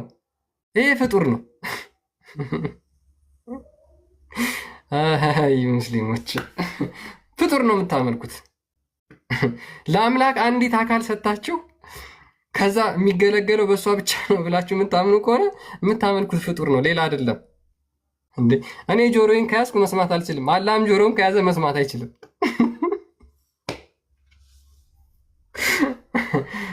እግዚኦ ከፍጡር አምልኮ እግዚአብሔር አምላክ ያወጣችሁ። ሌላ ምንም አንልምና ኤኒዌይስ አይ ቲንክ አብዱል ፈታ አይዎ ሰላም ነው። እንኳን መጣ አላህ እንዴት ናችሁ? አላህ ጆሮ አለው የሚል ተገልጿል ቁርአን ላይ። እግዚአብሔር ይመስገን። እንኳን ደህና መጣ ብያለሁ። እንኳን ደህና ቆያችሁ። ጆሮ አለው የሚባል ነገር የለም። መስማት ይሰማል። በምን ነው የሚሰማው? እኔ እንጃ። ይሰማለው አያለው አላ እንዳለው እንደማያይ ይናገራል። ይሰማለው ሲል ይሰማል፣ ግን እንደ መስማቱ አይን አለው ጆሮ አለው የሚባል ነገር የለም። ግን እንደ ፍጡር እናመሳሰለው። አይን እንዳለው ግን ተገልጿል አይደል? አያለው ነው አለው። አይን አለው አይደለም ያ ያለው ብሏል። ኦኬ በሽ በባቱ ላይ ይችላል። በባቱ ላይ ይችላል። በባቱ ምን ይችላል? ባት አለኝ ይላል። ባቱ ምን አይነት እንደሆነ ይላል እኮ። በባቱ መመልከት፣ ማየት፣ መስማት ይችላል። በባቱ እንደዛ የሚባል ነገር የለም። በባቴ እሰማለሁ የሚባል ነገር የለም፣ አልተጻፈም። ስለዚህ ባይቱ አይሰማም ማለት ነው። ባይት ነው ባት ነው የምትለው? ባት እግር በባቴ እሰማለሁ ሲል የሚል ነገር የለም። ስለዚህ በባቱ አይሰማም ማለት ነው። አይሰማም ሊል አይችልም የሚል ነገር የለም። አይሰማም ሰውን የሚል ነገር የለም ነው። እኔ አሁን አይሰማም ማለት አልችልም። አይ ይሰማል በሚለውማ ተስማማን፣ ግን የሚሰማው በምኑ ነው ነው የኔ ጥያቄ። ይሰማል መቼ አልኩ? በባቱ መቼ ይሰማል አልኩ? አላልከኝም። ጥያቄ እኮ ነው። ስለዚህ የሚሰማው በምኑ ነው? እሺ ንገረኝ። በምኑ ሊል ይችላል? ይሰማለሁ ሲል በምኑ በዚህ ነገር እሰማለሁ በዚህ ነገር እሰማለሁ አላለንም ለኛ። እሰማለሁ ሊሰማ ይችላል፣ በእጁም ሊሰማ ይችላል፣ በፊቱም ሊሰማ ይችላል። አክቹዋሊ ጭንቅላት የለውም፣ በጭንቅላቱ መስማት አይችልም። እሺ አላህ ብልት አለው ለታምን አንተ ባለው ይሄን ይችላል። ብልት አለኝ አላለማ። ስለዚህ ብልት ሊኖረውም ይችላል ማለት ነው። አለኝ ስላላለ ሊኖረው ይችላል ማለት አልችልም ማለት ማለት የምታመልከው አንተ ችግር የለውም። የምታመልከው የተገለጹትን አካላት ነው ወይስ ያልተገለጹትን አካላት? ለምሳሌ ለአላህ ጭንቅላት የሚባል አካል አልተገለጸለትም። የምታመልከው የተገለጹትን ነው ወይስ የለውም ወይም አልተገለጸም ተብሎ ያለፋችሁትን ነው የምታመልኩት? እኔ አላህ የሚባለው አምላክን ብቻ ነው የማመልከው። እግሩን ታመልከዋለህ? አይነጣጠልም። ኦኬ እግሩና እጁ አብሮ የተያዘ ነው? አብሮ የተያዘ ነው አላለኝም። ለኔ አይነጣጠልም አልከኝ እኮ። ከሱ ከላይ ነው። አንተ ለምሳሌ እጅ ለብቻ እጅ ለምሳሌ ተቆርጦ ቢወድቁ እጅ አንተ እጅ ይሄ ክርስቲያን ነው ይባላል? የክርስቲያን እጅ እኮ ነው የሚባለው። ያላም እጅ ደግሞ አይባልም። ልክ ነህ። እኔ አብሬ የተመጣጠምኩ ነኝ። እግሬ፣ እጄ፣ ደረቴ በሙሉ ጭንቅላቴ፣ አንገቴ የተገጣጠመ ነው። አላህስ እንዴት ነው ታዲያ? እሺ እንደዛ ከተባለ በአንተ ከወሰድከው በፍጡር ወሰድከው፣ እሺ ችግር የለውም። አንተ ለምሳሌ አንተ እጅ እንዳጋጣሚ ተቆርጦ ቢወድቅ ያ ተቆረጠው አካል ያኛው ክርስቲያን ነው ወይ የክርስቲያን እጅ ነው የሚባለው? የክርስቲያን እጅ ነው ተብሎ የሚታሰበው። እሺ የአላህ እሱም ደግሞ ችግር የለውም። እሺ አሁን አላህ ሲፈጥር በእጁ ነው የሚፈጥረው አይደለ? ያ የአላህ እጅ ተብሎ የሚታሰበው አካል ይመለካል ወይስ አይመለክም? ሊመለክ አይችልም። አላህን ነው የምናመልከው። አይገጣጠልም። በቃ እጅ እናመልካለን፣ እግር እናመልካለን የሚባል ነገር የለም። እጁን ታመልከዋለህ ወይስ አታመልክም? አንድ አላህን ብቻ ነው የምናመልከው። አካሉ እኮ ነው እጁ የገለጸው አካሉን ለብቻው እናጣጥለን አናመልክማ። ስለዚህ ለምሳሌ አንተ ያንተ እጅ ለምሳሌ ቆይ የምታመልከው ለምሳሌ የተገለጹትን አካላት ነው። እጅ ተገልጿል፣ ታመልካለህ። እግር ተገልጿል፣ የተገለጠ ነገር አላመልኩም። እኔም ማመልከው አይወልህ ክርስቲያን የተገለጠ ነገር ምን ቢባል ነገር የለም። እኔም ማመልከው አንድ አምላክ ነው። እጅ እግር እንዳለው አምናለሁ፣ ማመን አመላለሁ። ግን ለብቻው ተገናልጦ ለብቻው እግሩን አላመልክልህም። እኔም ማመልከው አንድ አላህ ነው። ለምሳሌ አንተ አብሮ ተገጣጥሞ ነው የምታመልከው። እሺ እንደዛ ሁኝ አምልኩኝ አላለኝማ። እኔ እንደዛ ነው ብለህ አንተ የምታወራው ነገር እኔ ማለት አልችልም። አሁን እግር አለው፣ እግሩ ይታያል አይደለ? አይታይም። ለኔ መቼ ይዩት እኔ በቂያማ ቀን አታዩትም? ባቱን እና እግሩን እናያለን። እሱ ይገለጣል። እሱ ያንን የምታየውን ልክ በቂያማ ቀን የምታየውን ታመልከዋለህ ወይስ አታመልከውም? እኔም ማመልከው አንድ አላህ ነው። ስለዚህ እግሩን አታመልክም ማለት ነው። እግሩ ለብቻ ተገናልጦ አይውጣም፣ ለብቻው አይመለክም። እግሩ እግሩ አካሉ ነው አይደል? ኦኬ ለብቻው አይመለክም። እግሩ አንድ ላይ ነው የሚመለከው። ለምሳሌ ያንተ እጅ ለምሳሌ ያንተ እጅ ኢትዮጵያ ላይ ወድቆ ከተጣላ የመን ላይ ገብታ ያንተን እጅ ኢትዮጵያ ላይ የወደቀው እጅህን ክርስቲያን ብዬ እጠራለሁ? አልጠራውም። በቃ የክርስቲያን እጅ ነው ብዬ ነው የምጠራው። የእኔ እጅ ነው። ስለዚህ ክርስቲያን አይባልም። ቆይ ለምሳሌ የእኔ እጅ የሆነ ቦታ ላይ ቆርጦ ቢወድቅ የክርስቲያን እጅ እንጂ ክርስቲያን ተብሎ አይጠራም። ለብቻው አይጠራም። ለምሳሌ ለምን ከአንተ ተነጥሎ ወድቀዋል አይደል? ለብቻው አይጠራም። የክርስቲያን እጅ ይባላል። በቃ ኦኬ። ስለዚህ እነዚህ የአላህ እጅ ብቻውን አላህ ተብሎ አይጠራም እያልከኝ ነው አይደል? አይዋ እንዴት ብቻው አላህ ብሎ ይጠራል? በጣም ጥሩ። እግሩም ብቻውን አላህ ተብሎ አይጠራም እያልከኝ ነው አልኩ እኮ። በቃ ካሉ እጅም እግሩን ካልከኝ ቆይ በቃ አልኩ እኮ ነው እንዴ። ስለዚህ የተገጣጠመ ነው ማለት ነው አላህ። ልክ እንደ ተገጣጥሟል አላለኝማ። እንደ ተገጣጥሟል ቢለኝ ኖሩማ እንደዛ ለነበርኩ። ተገጣጥሟል ብሎ አላወራም። እጅ እንዳለው ይናገራል። ለምሳሌ እጅህ ቢነጠል ካንተ የክርስቲያን እጅ እንጂ ክርስቲያን አይባልም አልከኝ። የኔ አብሮ የተገጠመ ነው። ስለዚህ አብረህ ከኔ ጋር ክርስቲያን ብለህ ትጠራኛለህ ማለት ነው ከእጄ ጋር። ልክ አላህም እንደዛው እጁ ብቻውን አላህ አይባልም፣ እግሩ ብቻውን አላህ አይባልም ካልከኝ፣ ስለዚህ የተነጣጠለ አይደለም እያልከኝ ነው አይደል? ለምሳሌ ነው አንተን ያመሳሰልኩ ከፍጡር ጋር ለማመሳሰለው አልችልም። አላህ ግን ምሳሌ እንዲገባ ብዬ ነው አንተን ምሳሌ ያደረኩ። ገባ? አንተ እጅ ለምሳሌ ሰውና የሰው ልጅ እጅ ሊቆረጥ ይችላል። ያ ተቆረጠ አካል ክርስቲያን ብዬ አልጠራውም። ለምን? የክርስቲያን እጅ ብዬ ነው የምጠራው። አላህም ደግሞ እግር እንዳለው ይናገራል። እግሩን ብቻ ለብቻ አላመልክልህም። ለምን? አካሉ ስለሆነ አንድ አላህ ብቻ ነው የማመልከው። እግር እጅ ምናምን የሚባል ነገር የለም። ኦኬ አሁን እኔ የተገጣጣምኩ ለምሳሌ አንተም ብትል ለምሳሌ እሺ እንዲገባ ለምሳሌ እጄ፣ እግሬ፣ አንገቴ፣ ጭንቅላቴ፣ ጣቶቼ፣ ጥፍሬ ምናምን አብሮ ተገጣጥሜ ነው አንድ ክርስቲያን የምባለው። አላህስ ልክ እንደዛ ነው ወይስ አይደለም?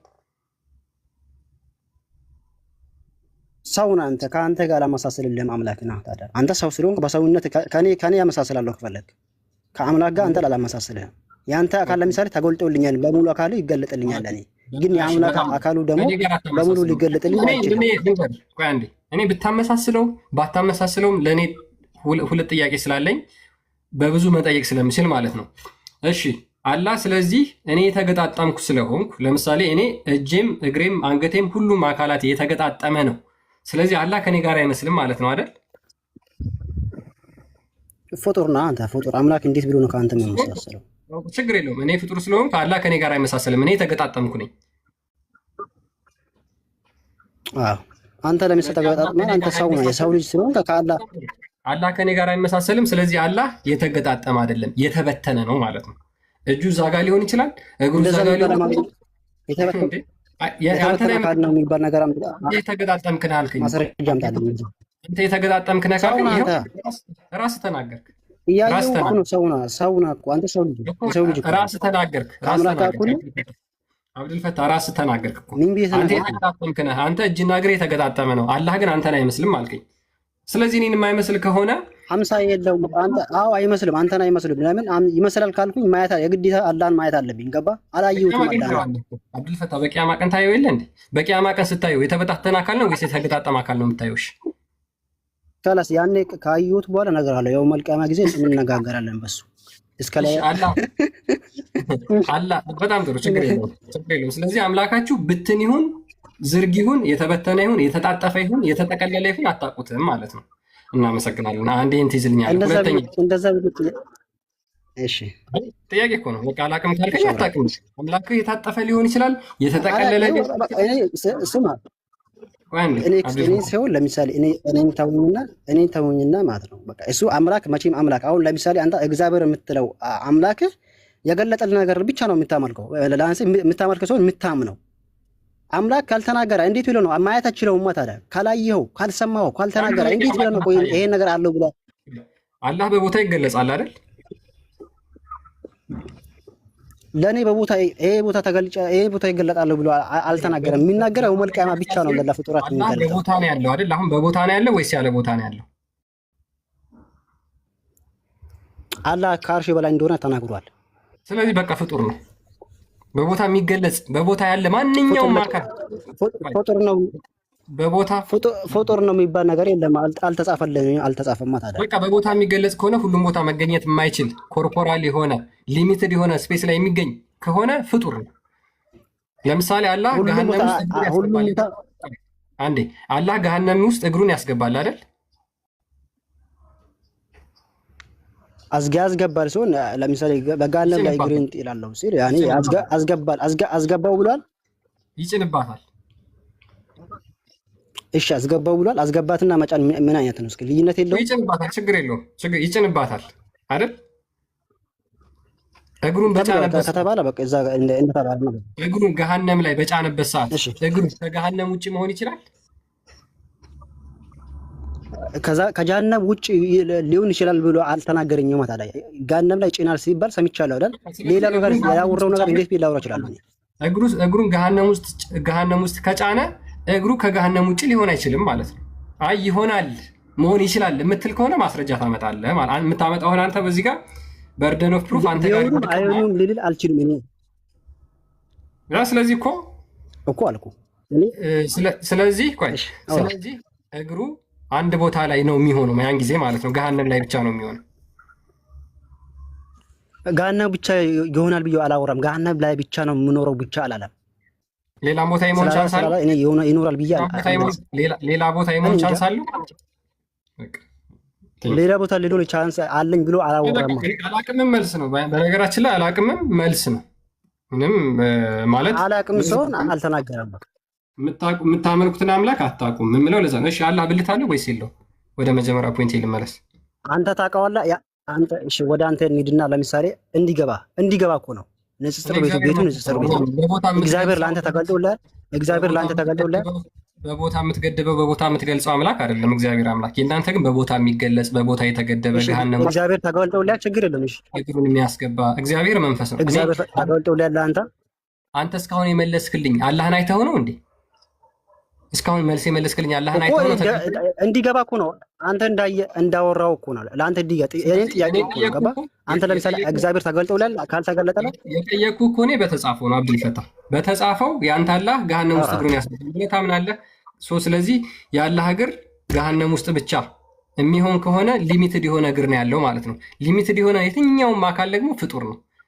አሁን እሱን እንተውና ወደ ፖይንታችን እንመለስ። አብዱልፈታህ እኮ መረጃ ከሌለ በቃ የለም። በቃ እግሩ የሚሆነው ገሃነም ላይ ብቻ ነው። እግሩ የሚሆነው ገሃነም ላይ ብቻ ያለ ፖይንት ነው ያወራነው። እንትና ክርስቲያን ያለ ፖይንት ነው ያወራነው እስካሁን ድረስ። በጣም ትልቅ ፖይንት አግኝቻለሁ። ለአንተ ፖይንት የለውም ኦፍኮርስ፣ ለምን ስለማታውቀው ስላልተገለጸ ማለት ነው። እኔ ትልቅ ፖይንት አግኝቻለሁ። ምንድን ነው ያገኘሁት? አላህ ፍጡር እንደሆነ በደንብ ፕሩፍ አድርገህልኛል። እሺ አላህ ብልት አለ ወይስ ፍጡር እንደሆነ በምኑ አየህ? በቦታ የተገደበ መጀመሪያ እኮ ይሄን ጥያቄ ጠየቀኝ። መጀመሪያ ጥያቄን ጠየቀኝ አይደል? መጀመሪያ ብልት አለው ብለህ ጠይቀኝ ነበርኩ እንዴ? አልተመለሰልህም? ድጋሜ ነው አብዱልፈታህ። አዎ ብልት አለ ወይስ የለውም? በቦታ የተገደብኩ ነው ቢሎ አላወራም። አላህ እንደዛ የሚባለው ቦታ የተገደበ ነው የሚባል ማስረጃ እንዴት ታመጣልኝ ትችላለህ? ከአርሽ በላይ ነው አላህ ከአርሽ በላይ ነው ብለህ እኮ ታምናለህ አይደለ አብዱልፈታህ? እኮ ከአርሽ በላይ ከሆነ ሁሉ ሌላ ቦታ አያይም አይደለም። ገባ? አምላክ ሁሉም ቦታ ማየት ይችላል። ከአርሽ በላይ ቦታ ነው ወይስ አይደለም? ወደ አንተ ነው ግልብጥ። ወደ አንተ ብመጣልህ እኮ እግዚአብሔር ከአርሽ ነው አይደል? ከአርሽ በላይ ነው አይደል? ፕሊዝ በእናትህ ምንም የማይገናኝ ነገር አታገናኝ። የራስን መልስ መመለስ የምትችል ከሆነ አይገናኝም። አላገናኝልም። ችግር የለም። የአንተ አምላክ ሌላ ነው፣ የኔ አምላክ ሌላ ነው። ችግር የለውም። የአንተ አምላክ እግዚአብሔር አርሽ ቦታ ነው በላይ ነው አይደል? የአንተ አምላክ አርሽ። የእኛ አምላክ እንደዛ የሚባል አይገለጽ፣ አይነገርለትም። የሆነ ባትና ምናምን ገጣጥመለት የተጀመረ አካላትን አለው። ለእግዚአብሔርም አለው፣ ከኛ በላይ አለው። የእግዚአብሔርም አለው፣ በደንብ ነው አለው።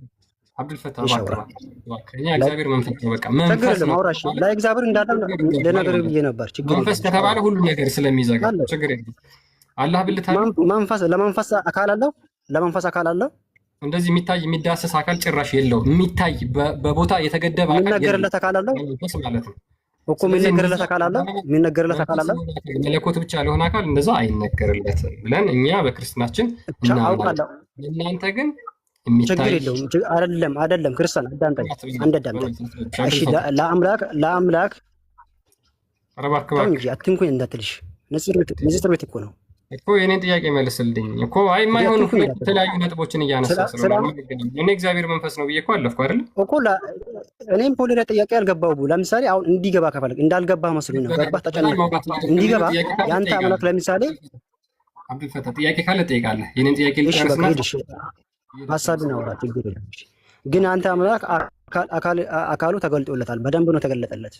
የኛ ምንም እንዳንተ የሚታይ የሚዳሰስ በቦታ የተገደበ ምናምን ጭራሽ የሆነ አምላክ በፍጹም አናመልክም። ምክንያቱም የእናንተ አምላክ ፍጡር ስለሆነ ማለት ነው። በቦታ የተገደበ ማንኛውም አካል ፍጡር ነው ብለን እኛ እናምናለን። በቦታ የሚገደብ የትኛውም አካል ቦታ የሚያካብበው አይን የሚያካብበው የሚታይ ከሆነ በአይን የሚካበብ ከሆነ ፍጡር ነው። ሌላ ምንም ሊባል አይችልም። አሁን የኔ አምላክ ተገልጦልኛል ብዬ ነገርኩ። ቅድም ተናገርኩኝ። የኔ አምላክ እኔ አይቼዋለሁ ብያለሁ። አሁን እኮ ያላየኸው እኮ አላህን ተደብቆ ስለሆነ ለምሳሌ የሚታይ አምላክ እንዳንተ አላህን ያላየኸው ምንድን ነው አልከኝ? አሁን ለምሳሌ ያን እንዳንተ ከአርሽ በላይ አይታይም አልከኝ። መንፈስ ነው ስትለኝ እኮ አብዱልፈታህ አላህን ያላየህበት ምክንያት ምንድን ነው? አላህን ያላየህበት ምክንያት አላህ የማይታይ ስለሆነ ነው ወይስ አሁን ስለተደበቀ ነው? አሁን ስታወራ ምን እንዳልከኝ ታውቃለህ? ያወራውን ወሬ ዳውራ ገባ። እንዳንተ አይነት የሚታይ አምላክ የለኝም፣ የኔ አምላክ መንፈስ ነው ስትለኝ ያንተ መንፈስ የምትለው አምላክ አካል ተገልጦለታል ወይ አልተገለጠለትም ነው ጥያቄ። በቃ መንፈስ ከሆነ እኮ መንፈስ ነው አብዱልፈታ። መንፈስ ከተባለ እንደዚህ በአይን ተገለጠለትም በአይን ይታያል። ለምሳሌ እግዚአብሔር አምላክ ቆይ አንዴ በእጆቹ ሰሩኝ ተብሎ መጽሐፍ ቅዱስ ላይ ተነግሯል። ልክ እንዳንተ አላህ የሚታይ እጅ፣ በቦታ የሚገደብ እጅ ብለን በፍጹም እኛ አናምን፣ እንደዛ አናምን። ለምን? የእናንተ አንደኛ በቦታ የሚገደብ ነው። በቦታ ይገደባል አልኩ እኔ። ኧረ በእናትህ ማስረጃ አምጣ። እንደዛ ካልክ ማስረጃ አላህ ከአርሽ በላይ ነው። ተው እንጂ ክርስቲያን እንደማመጣ በቃ እሺ፣ ቦታ ግድብ የለም፣ አይገደቡም አምላክ ገባ። እግዚአብሔር ለምሳሌ መንፈስ እንዳልከው ለመንፈስ አካል አለው፣ ለእግዚአብሔር እጅ እንዳለው ይናገራል። እግዚአብሔር እጅ እንዳለው ይናገራል፣ እግር እንዳለው ይናገራል። ከአርሽ በላይ ተገድቦ ነው ወይስ አይገደብ ነው ያለው?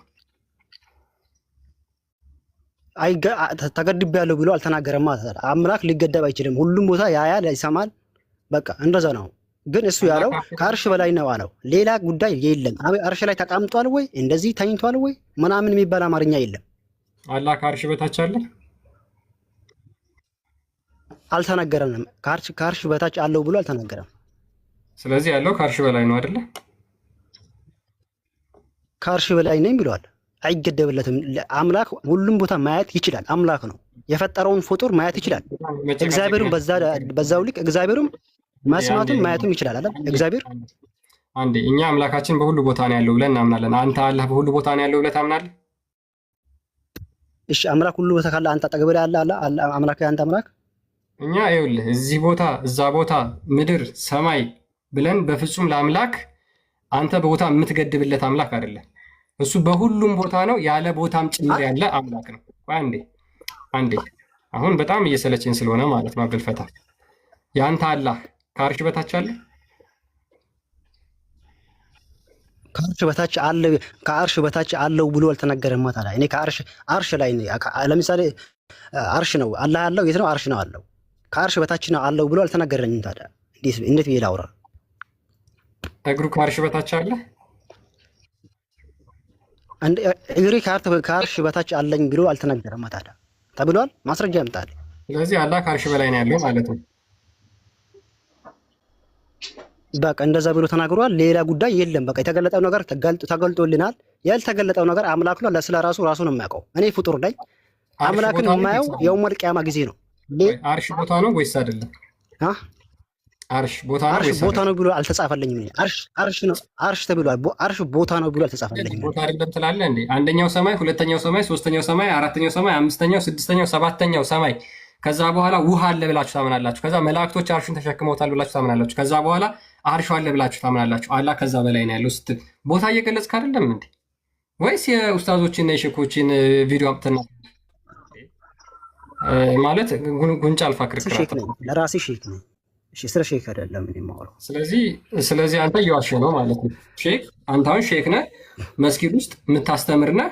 እሺ በቃ ያሰብከው ነው። እሺ ችግር የለውም። ስለዚህ መስጊድ ውስጥ አንተ አላህ የት ነው ብለን ያስተማርካቸው ስታስተምራቸው? መስጊድ ውስጥ እኔ መምህር አስተማሪ ነኝ አልኩ። እኔ አሁን ለምሳሌ እንደዛ ሼክ ነኝ አልክ አይደለ? ስለ ሼክ አልኩኝ። ስለ ራሴ ነው የማወራው እንጂ ያወቅኩት እናገራለሁ። ሼክ አልኩኝ። እኔ በቃ የሚሰርግ በእናትህ ምንም ጉንጭ አልፋ ክርክር ነው እያደረክ ያለው ማለት ግልጽ የሆነውን ቁርአን ላይ ግልጽ ተደርጎ የተቀመጠውን ነገር አንተ ለመጨቃጨቅ እየሞከርክ ነው። ምክንያቱም አላህ በቦታ የተገደበ ነው ያልኩት ከምን ተነስቼ ነው? አንደኛ በቦታ ስለምገልጹት ነው። በቦታ ስለምገልጹት ለምሳሌ አላህ ከአርሽ በላይ ነው የሚለውን ነገር ከዋሃብያዎቹ ከአህባሾቹ ጋር እኮ የምትጣሉበት አንደኛውና ዋናው ትልቁ ነገር ምንድን ነው? ትልቁ ነገር እነሱ ያለ ቦታ ነው የሚገለጸው ወይም ደግሞ ያለ ቦታ ነው የሚባለው ብለው ሲናገሩ፣ አይ እናንተ ያለ ቦታ እንዴት ይባላል? እንዴት አላህን ያለ ቦታ ነው ትሉታላችሁ? ያለ ቦታ ካላችሁትማ የለም እያላችሁ ነው። አይን አላህ ብላ ያች ሴትዮ ጠይቀዋለች። አይን አላህ ሲባል ቦታን ነው የሚያመለክተው። ቦታውን እየተናገረች ነው፣ እየጠየቀች ነው። ስለዚህ አይን አላህ ብላ ከጠየቀች ሙሐመድ ደግሞ ከአርሽ በላይ ነው። ብሎ የተናገረውን እርሱን ከሆነ የምታምኑት በቦታ የተገደበ ነው ማለት ነው። ሌላ ምንም ነገር ሌላ ካልኩሌሽን ያለው አይመስለኝም ያን ያህል ማለት ነው። ቦታ ተገደበ ነው እንደ ክርስቲያን ያልሆነ ወሬ አታወራ። ክርስቲያን እውነታውን እናውራ። በቦታ ተገደበ አይባልም። አምላክ እንዲህ ምን ሆነ ነው? አምላክ እኔ አሁን የመጨረሻ እኔ በእናትህ አጨቅጭቀኝ። ከአርሽ ቦታ አይደለም ወይስ አይደል ነው? ልታስወጣኝ ትችላለህ። ራስህ ትችላለህ፣ እንደፈለግ መብትህ ነው። ራስህ ትወጣለህ፣ ችግር የለውም። አርሽ ቦታ ነው ወይስ አይደለም? አርሽ ቦታ ነው ወይስ አይደለም? አርሽ ነው። ታዲያ አርሽ ተባለ። አርሽ ነው አለ አላህ አርሽ ነው አለ።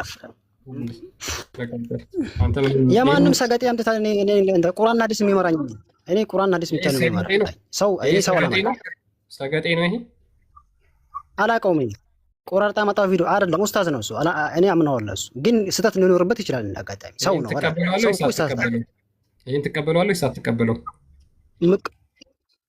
እኔ የምቀበለው ቁርአንና ሐዲስ ገልጦና የሚያወራ ከሆነ እቀበላለሁ። የሰው ልጅ ነው፣ ሊሳሳት ይችላል። እንዳጋጣሚ ከተሳሳተ ደግሞ የእሱ የተሳሳተውን ቃል ደግሞ እኔ ልቀበለው አልችልም፣ ሰው ስለሆነ ማለት ነው። እኔ የምቀበለው ቁርአንና ሐዲስ ብቻ ነው። ተጻፈው ነገር አዳምጠውና ተሳስቷል በለኝ። አሁን ምንም አይከብድም።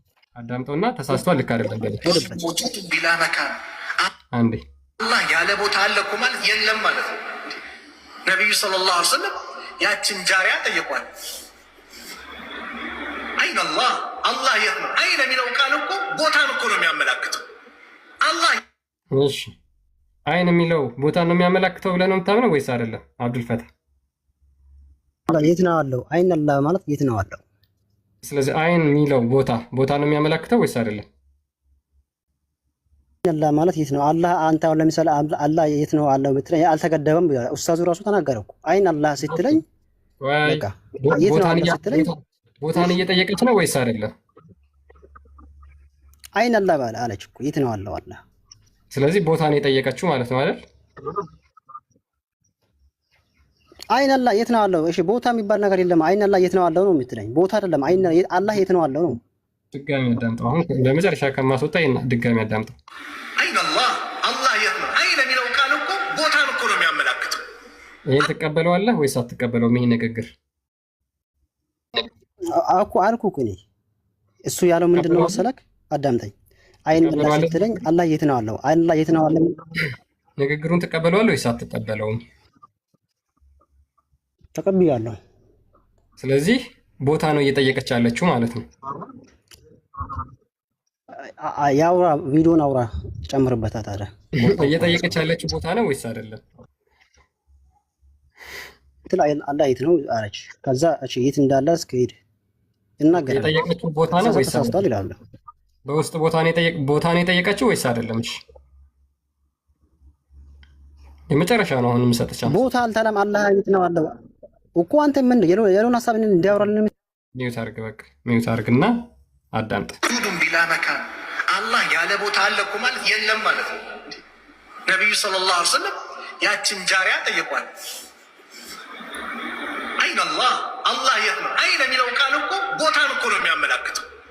አላህ የት ነው አለ። ፊሰማ ከሰማይ በላይ ነው። አነ መን እኔስ ማን ነኝ አለ። አንተ ረሱሉላህ አንተ የአላህ ምልክተኛ ነህ። ፈአዕቲቅሃ ፈኢነሃ ሙእሚና አዕቲቅሃ ፈኢነሃ ሙእሚና ነፃ አውጣት እሷ አማኝ ናት አለ። አላህ ራሱ በቁርአን አርረሕማን ዐለል ዐርሽ እስተዋ 7 ቦታ ገለጸው። ነቢዩ የመጨረሻን ወስያ ሲያስተላልፉ ሊሞቱ 81 ቀን ሲቀራቸው ሐጀቱል ወዳ ላይ መልእክታቸውን አደራቸውን አስተላለፉና ትመሰክራላችሁ ይህን እንዳደረሱ? አዎ አንተ አማናን ተወጥተሃል። ምን ብላ እና ከዛ ጣታቸውን አመላካች ጣታቸውን ወደ ሰማይ የርፈው ይለሰማ ወደ ሰማይ ከፍ እያደረጉ ወየንኩቱ ኢለናስ ወደ ሰዎች ምን እንዲያሉ አላህ ወይ እነዚህ ሰዎች እንደመሰከሩ አንተ መስክር። አያት ወደ ላይ ያደረጉ። እሺ ጣቱን ወዴት ነው ያመለከተው አብዱልፈታህ? ሰማይ። በጣም ጥሩ። ሰማይ ቦታ ነው ወይስ አይደለም? ሰማይ ቦታ እንዴት ቦታ ነው? ኦኬ ስለዚህ አላህ ያለው በቦታ ነው ማለት ነው። አልተገደበም። ኧረ በስመ አብ ወመንፈስ ቅዱስ። እኔ ብጨርስስ እንደዚህ ቪዲዮ እያሳየኋችሁ እያሳየሁት ጌታ ወይ ድረስ እንደዚህ በዚህ ልክ መደናቆር ባልበላ አንጀት ያደናቆረኝ። በስመ አብ እየተናገረ መሐመድ ጣቱን እየጠቆመ እየተናገረ ወዴት? ወደ ሰማይ ወደ ላይ። መጀመሪያ ሲናገር አይን የሚለው ቦታ አይን የሚለው ቃል ቦታን ነው የሚገልጸው። ስለዚህ አላህ ያለበት ቦታ ወዴት ነው ማለት ነው? ወደ ላይ ነው፣ ወደ ሰማይ። ስለዚህ የተገለጸው ቤት ነው ማለት ነው፣ በሰማይ። ስለዚህ አላህ ያለው ከሰማይ በላይ ነው፣ አርሽ ላይ ነው ከተባለ በቦታ የተገደበ ነው ማለት ነው። እንዴት ለአምላክ ቦታ የሚባል ነገር ትናገሩለታላችሁ ሙስሊሞች? ቦታ የሚል ነገር ለአምላክ ከተናገርክለት በቃ የምታመልከው ፍጡር ነው። እሱን ነው እየተናገርን ያለ ነው። የምታመልኩት ፍጡር ነው። ለአምላክ ቦታ ሰጥተው በቦታ ገድበው እዚህ ጋር አለ እዚህ ጋር የለም የምትል ከሆነ አላህ ከአርሽ በላይ ነው ይላሉ። አላህ ቦታ ከአርሽ በላይ ቦታ ነው። አሁን ይሄ ኡስታዝ እንደተናገረው ከአርሽ በላይ ቦታ ከሆነ ከአርሽ በላይ አለ ብለው የሚናገሩ ከሆነ ከአርሽን በታች አት ሴም ታይም ቦታ ከሆነ ከአርሽ በታች የለም የሚሉ ከሆነ ፍጡር ነው የምታመልኩት። ሙስሊሞች የምታመልኩት ፍጡር ነው። ፔሬድ። የሆነ ቦታ ያለ የሆነ ቦታ የሌለ ማለት ነው። ሶ ይሄ በሆነ ቦታ የተገደበው አካል ብልት አለ ወይስ የለውም? የቅድሞ እህታችን ጾታ ወንድ ነው ብላ ተናግራ ወጣለች። ያ የተነገረለት ለእሱ ሚስት የሌለችው ሲሆን እንዴት ልጅ ይኖሯል የተባለለት አካል ጾታው ምንድን ነው ተብላ ስጠየቅ ጾታው እዚህ ጋር ወንድ ነው ብላ ተናግራለች። አልተገለጸም ያሉ አሉ። ስለዚህ አልተገለጸም የሚሉትም ሊኖረውም ይችላል ጾታ፣ ላይኖረውም ይችላል። ጾታው ወንድ ሊሆን ይችላል፣ ሴት ሊሆን ይችላል። አልተገለጸም። በዚህ እናበቃለን ማለት ነው። ቢኒ ስንጨርስ መጣህ። ጨርሱ ነው እንዴ? እሺ ሰላም ክርስቲያን ዮኒ ሰላም በጣም ሪስትሪክሽን በጣም ነው የሰጠኝ። በጣም ሪፖርት እያደረጉ ስለነበር ቅድም ያው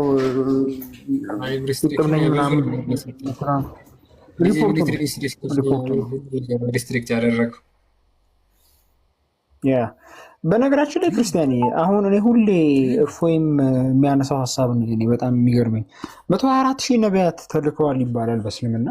ግን አንዳቸውም አላህ ጭንቅላት ይኑረው፣ ትከሻ ይኑረው፣ ማጅራት ይኑረው፣ ወገብ ይኑረው፣ ጀርባ ይኑረው አልገለጹም። ሲቀጥል ደግሞ አላህ ይሮጣል ብለው ያምናሉ። ግን ስንት እግር እንዳለው አያውቁም። አላህ ስንት እግር እንዳለው ካልታወቀ እንዴት ነው የሚሮጠው? በነገራችን ይሄ ቀላል ጥያቄ ይመስላል፣ ግን በጣም ወሳኝ ጥያቄ ነው። አላህ ስንት ባት አለው? አዎ ባት አለው። ስንት ባት አለው? አይታወቅም። አላህ ስንት ባት እንዳለው ካልታወቀ ስንት እግር እንዳለው አይታወቅም። ምክንያቱም ባት የእግር ክፍል እንደሆነ ይታወቃል። ስንት እግር እንዳለው ካልታወቀ አላህ እንዴት ነው የሚሮጠው? ምክንያቱም አንድ ነገር ለመሮጥ ቢያንስ 2 እግር ያስፈልገዋል። ኢትስ አ ቬሪ ሲሪየስ ኩዌስችን። አላህ የሚሮጠው በምኑ ነው የሚሮጠው? አላህ እንግዲህ ይሮጣል ይላል አይደል? ሁሱም እንግዲህ በነበረው ውይይት አምኗል። እንደ ሰው አይደለም ይሮጣል ብሎ ግን አምኗል። ኦኬ በምኑ ነው የሚሮጠው አላህ? ሲቀጥል በእግሩ ነው ከተባለ ስንት እግር ነው ያለው አላህ? ምክንያቱም 4 እግር ያላቸውም ፍጥረታት ይሮጣሉ፣ 2 እግር ያላቸውም ፍጥረታት ይኖራሉ። አላህ ስንት እግር ኖሮት ነው የሚሮጠው? በዚህ ቀላል ጥያቄ ሊመስል ይችላል፣ ግን ኢትስ አ ቬሪ ሲሪየስ ኩዌስችን። አላህ ይሮጣል ብለዋል። በምኑ ነው የሚሮጠው? በእግሩ ከተባለ ስንት እግር ነው ያለው? ስንት እግር እንዳለው ተገልጿል ወይ? ምክንያቱም ለመሮጥ ወይ 2 እግር ነው የሚያስፈልገው ወይ 4 እግር ነው የሚያስፈልገው። ስንት እግር ነው ያለው አላህ? 4 እግር ነው ያለው ወይስ 2 እግር ነው ያለው? የሚሮጠው በስንት እግሮች ነው የሚሮጠው? በእግሩ ነው የሚሮጠው ከተባለ በእግሩ ነው የሚሮጠው የሚል ሐዲስስ አለ ወይ ቁርአን አለ? ይሮጣል ይላል። በምኑ ነው የሚሮጠው? ይሲ ስለዚህ እነዚህ ነገሮች ሲምፕል የሚመስሉ ጥያቄዎች ግን ሲምፕል ያልሆኑ እስልምና ምን ያህል ሮንግ እንደሆነ የሚያሳዩ ፖይንቶች ናቸው። ቀላል ይመስላል፣ አይደለም። አላህ በምኑ የሚሮጠው? በእግሩ ነው ከተባለ ስንት እግር አለው? ምክንያቱም ለመሮጥ ወይ 4 እግር ወይ 2 እግር ነው የሚያስፈልገው። ስንት እግር ነው ያለው አላህ? ስንት እግር እንዳለው ተገልጿል? አልተገለጸም። ነገር ግን ወደ እውነተኛው አምላክ ወደ እግዚአብሔር ስንመጣ ዮሐንስ ወንጌል ምዕራፍ 4 ከቁጥር 23-24 እንደሚናገር እግዚአብሔር መንፈስ ነው፣ የሚሰግዱለትም በእውነትና በመንፈስ ነው ይላል። እግዚአብሔር መንፈስ ነው ሲባል ማለት ነው ቁስ አይደለም ማለት ነው። ኢማቴሪያል አይደለም። መንፈስ መሆኑ ብቻ ሳይሆን ሰማይና ምድርን የሞላ ነው። ትንቢተ ኤርምያስ ምዕራፍ 23 ከቁጥር 23 እስከ 24 ላይ ሰማይና ምድርን የሞላ እኔ ነኝ ይላል። መንፈስ የሆነው እግዚአብሔር። መንፈስ የሆነው እግዚአብሔር፣ ቁስ ያልሆነው እግዚአብሔር ሰማይና ምድርን የሞላ ነው። ለዛ ነው ኢሳይያስ 66:1 ላይ ሰማይ ዙፋኑ መቀመጫ፣ ምድር የእግሮቹ መረገጫ ነው ይላል። ምን ማለት ነው? በሰማይም በምድርም አለ ነው። በሰማይም ያለ ነው፣ በምድርም ያለ ነው። በሰማይም ሙሉ ስልጣን አለው፣ በምድርም ሙሉ ስልጣን አለው። ይሄ የማይታየው መንፈስ የሆነው ባህሪ በሰማይም ያለ ነው፣ በምድርም ያለ ነው የኢሳይያስ 66:1 እና ሐዋርያት ሥራ ምዕራፍ 7 ላይ ኦኬ። መዝሙር 69 ላይም ሲናገር ወደ ሰማይ በወጣ አንተ በዚያ ያለህ፣ ወደ ሲኦልም በወርድ አንተ በዚያ ያለህ ማለት ነው። እግዚአብሔር በሰማይም በምድርም በሲኦልም አለ። በሲኦልም አለ ሲባል ለመቃጠል አይደለም። እግዚአብሔር መንፈስ ነው። እግዚአብሔር በሁሉ ቦታ ያለ ነው። በሰውነት ክፍሎች የተገጣጠመና የተዋቀረ አይደለም። ስለዚህ በሲኦል አለ ሲባል እዛም ይገኛል፣ ፕሬዘንት ነው ማለት ነው እንጂ የሲኦሉ እሳት እሱን ያቃጥለዋል ማለት አይደለም። ኦኬ። ወደ ሲኦል ቦርድ አንተ በዛ አለህ ማለት ነው። እግዚአብሔር መንፈስ የሆነው አምላክ እዛ ፕሬዘንት ነው ማለት ነው፣ ህልው ነው ማለት ነው። ግን እሳቱ እሱን አያቃጥለውም፣ እሳቱ እሱን ኢምፓክት አያደርገው።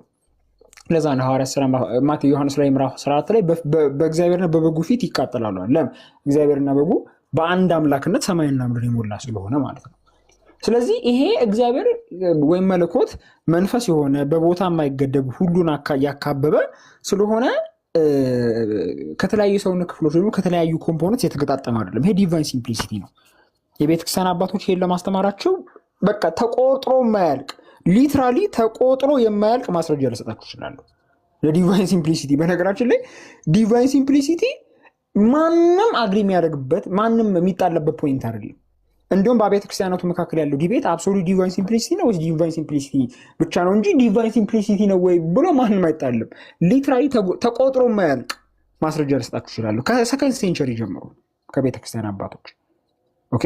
ስለዚህ አላህ አምላክ ሊሆን እንደማይችል ይሄ በራሱ በቂ ነው። ባይዜ ቅድም ክርስቲያን እያለ ነበር፣ በቦታ ከተገደበ ፍጡር ነው አለቀ።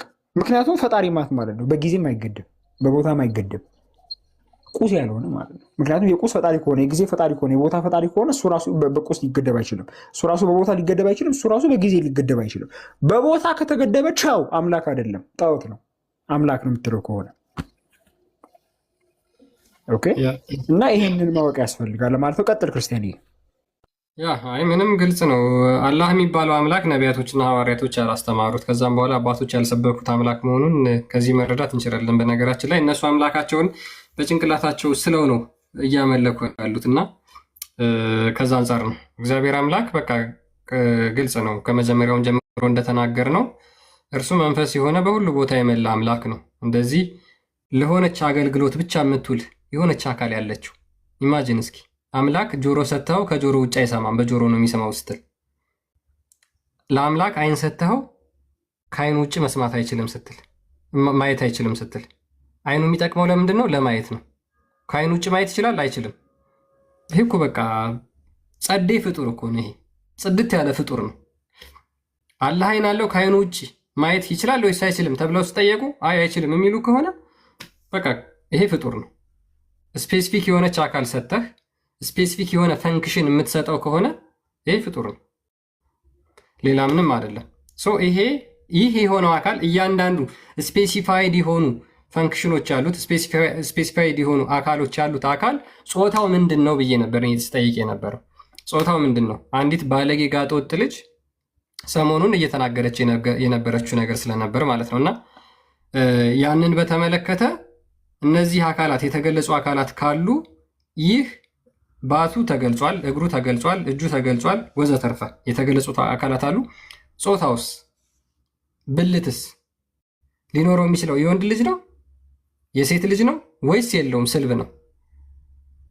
ምክንያቱም ቁርአኑ በግልጽ ለእርሱ ሚስት የሌለችው ሲሆን እንዴት ልጅ ይኖረዋል ብሎ ስለሚናገር ማለት ነው። ይሄ ሚስት የሌለው አካል የተባለው ልክ መርየም ሱራ 19 ላይ እንደተናገረችው ለእኔ ባል የለኝም እንዴት ልጅ ይኖረኛል ብላ ከተናገረችው ጋር ተመሳሳይ የሆነ ኤክስፕሬሽን ነው። ለእኔ ሚስት የለኝም ብሎ ከተናገረ ይሄ አካል መራቢ አካል ሊኖረው ግድ ነው ማለት ነው። ለምን መራቢ አካል ከሌለው ለምን ሚስት የለኝም ብሎ ኮምፕሌን ያቀርባል? ኤኒዌይስ ለዛሬ ይበቃናል ጋይስ። ምግብ ሳልበላ ነው የገባው።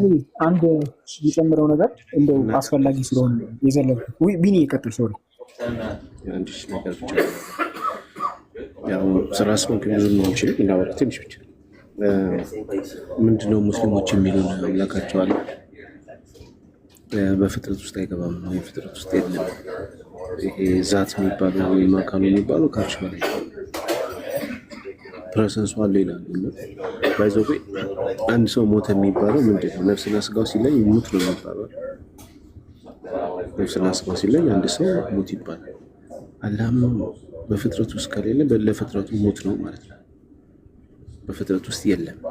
አንድ ሰው ከስጋና ነፍሱ ሲለይ ሙት እንደሚባለው እንዲሁ ለፍጥረቱ ሙት ነው አላህ ማለት ነው። ሙት የሆነ አምላክ ነው። ይህን አምላክ ደግሞ እኛ እናመልክ። ምክንያቱም እኔ የቅርብ አምላክ ነኝ እንጂ የሩቅ አምላክ አይደለም ያለውን አምላክ ሁለትም ሶስትም ሆናችሁ ብትሰበሰቡ እኔ በመካከላችሁ አለው ያለውን አምላክ ሁሌ ይቅርታ ፕሬሰንሱ ከእኛ ጋር የሆነን አምላክ የምናመልክ እንጂ በፍጥረት ውስጥ ሙት የሆነ አምላክ አናመልክ። መኖሩን በምናቀል አልገባም ይንቃል ፍጥረቱን ማለት ነው። ስለዚህ እንዲህ አይነት አምላክ እኛ እናመልክ ሙስሊሞች። ምናልባት አምላካችሁ በፍጥረት ውስጥ የሞተ ነው በፍጥረት ውስጥ የለም ማለት ነው። ሞት ነው። እሱን እንድታስቡበት ፈልጋለሁ። አሁን ሰሞኑን የሚነገረው ነገር ላይ አንድ ሐዲስ አለ አይደለ? ክርስቲያን አላህ ራቁቱን ሆኖ ሳይገረስ በባዶ እግሩ ሆኖ ታገኛታላችሁ የሚል ሐዲስ አለ። ኦኬ እነሱ ትርጉሙ ለዚህ ነው ቢሉ ቀጥታ ግን ለአላህ የሚተረጉም እሱ አምላካቸው ያልተገረዘው በባዶ እግሩ ሆኖ ራቁቱን ሆኖ በቂያማ ቀን የሚገለጥ አዲሱን ማምጣት ይቻላል። ስለዚህ እንዲህ አይነት አምላክ ይዛችሁ ሌላ ነገር አትበሉ። አንደኛ ሚስት ስላጣ ነው እንጂ ልጅ ሊኖረው ይገባ ነበር፣ ወይም ልጅ ይወልድ ነበር። አምላካችሁ የሚስት ችግር ነው እስካሁን የሚወልድ። ከዛ ውጭ ደግሞ ባህሪው ራሱ ለአምላክ ባህሪ የማይገባ ባህሪ ያሉት በጣም ብዙ ባህሪዎች የማይገባ ናቸው። አንዱ ይሄ ሚስትና ልጅ መጫወቻ ፈልግ የሚለው አምላክ እንደዚህ ያስባል። ሚስትና ልጅ መጫወቻ ነው፣ ምንስ ይሰራል? ጫወትባቸው ነበር። እንግዲህ አንድ ወንድ ሴትን የሚያገባው ለምንድን ነው? ከእሷ ጋር ተጫወቶ ምን ላይ ለማድረግ ነው? ልጅ ለማግኘት ነው። ልክ በዛ ልክ ነው የሚናገሩ ሱራ 21:17 ሱራ 6:1 ላይ ደግሞ ሚስት የሌለኝ ሲሆን ለእኔ እንዴት ልጅ ይኖራኛል ብሎ ያለ ሚስት ልጅ መውለድ የማይችል እንደገና ደግሞ ሚስት የሚመኝ ነው። እና ቅድም የተናገርኩት ሱራ 21:17 ላይ ደግሞ ብፈልግ ከኔ ዘንድ ካሉት ይይዛለሁ ይላል። በሱ ዘንድ ያው ለሙስሊም ሙጃሂዲኖች የተዘጋጁ ጡታቸው ወጠር ያለ የመቀመጫቸው ስፋት 1 ማይል የሆነ በጣም ጥርት ያሉ ሴቶች አሉ። እነሱን አጫውት ነበር አለ።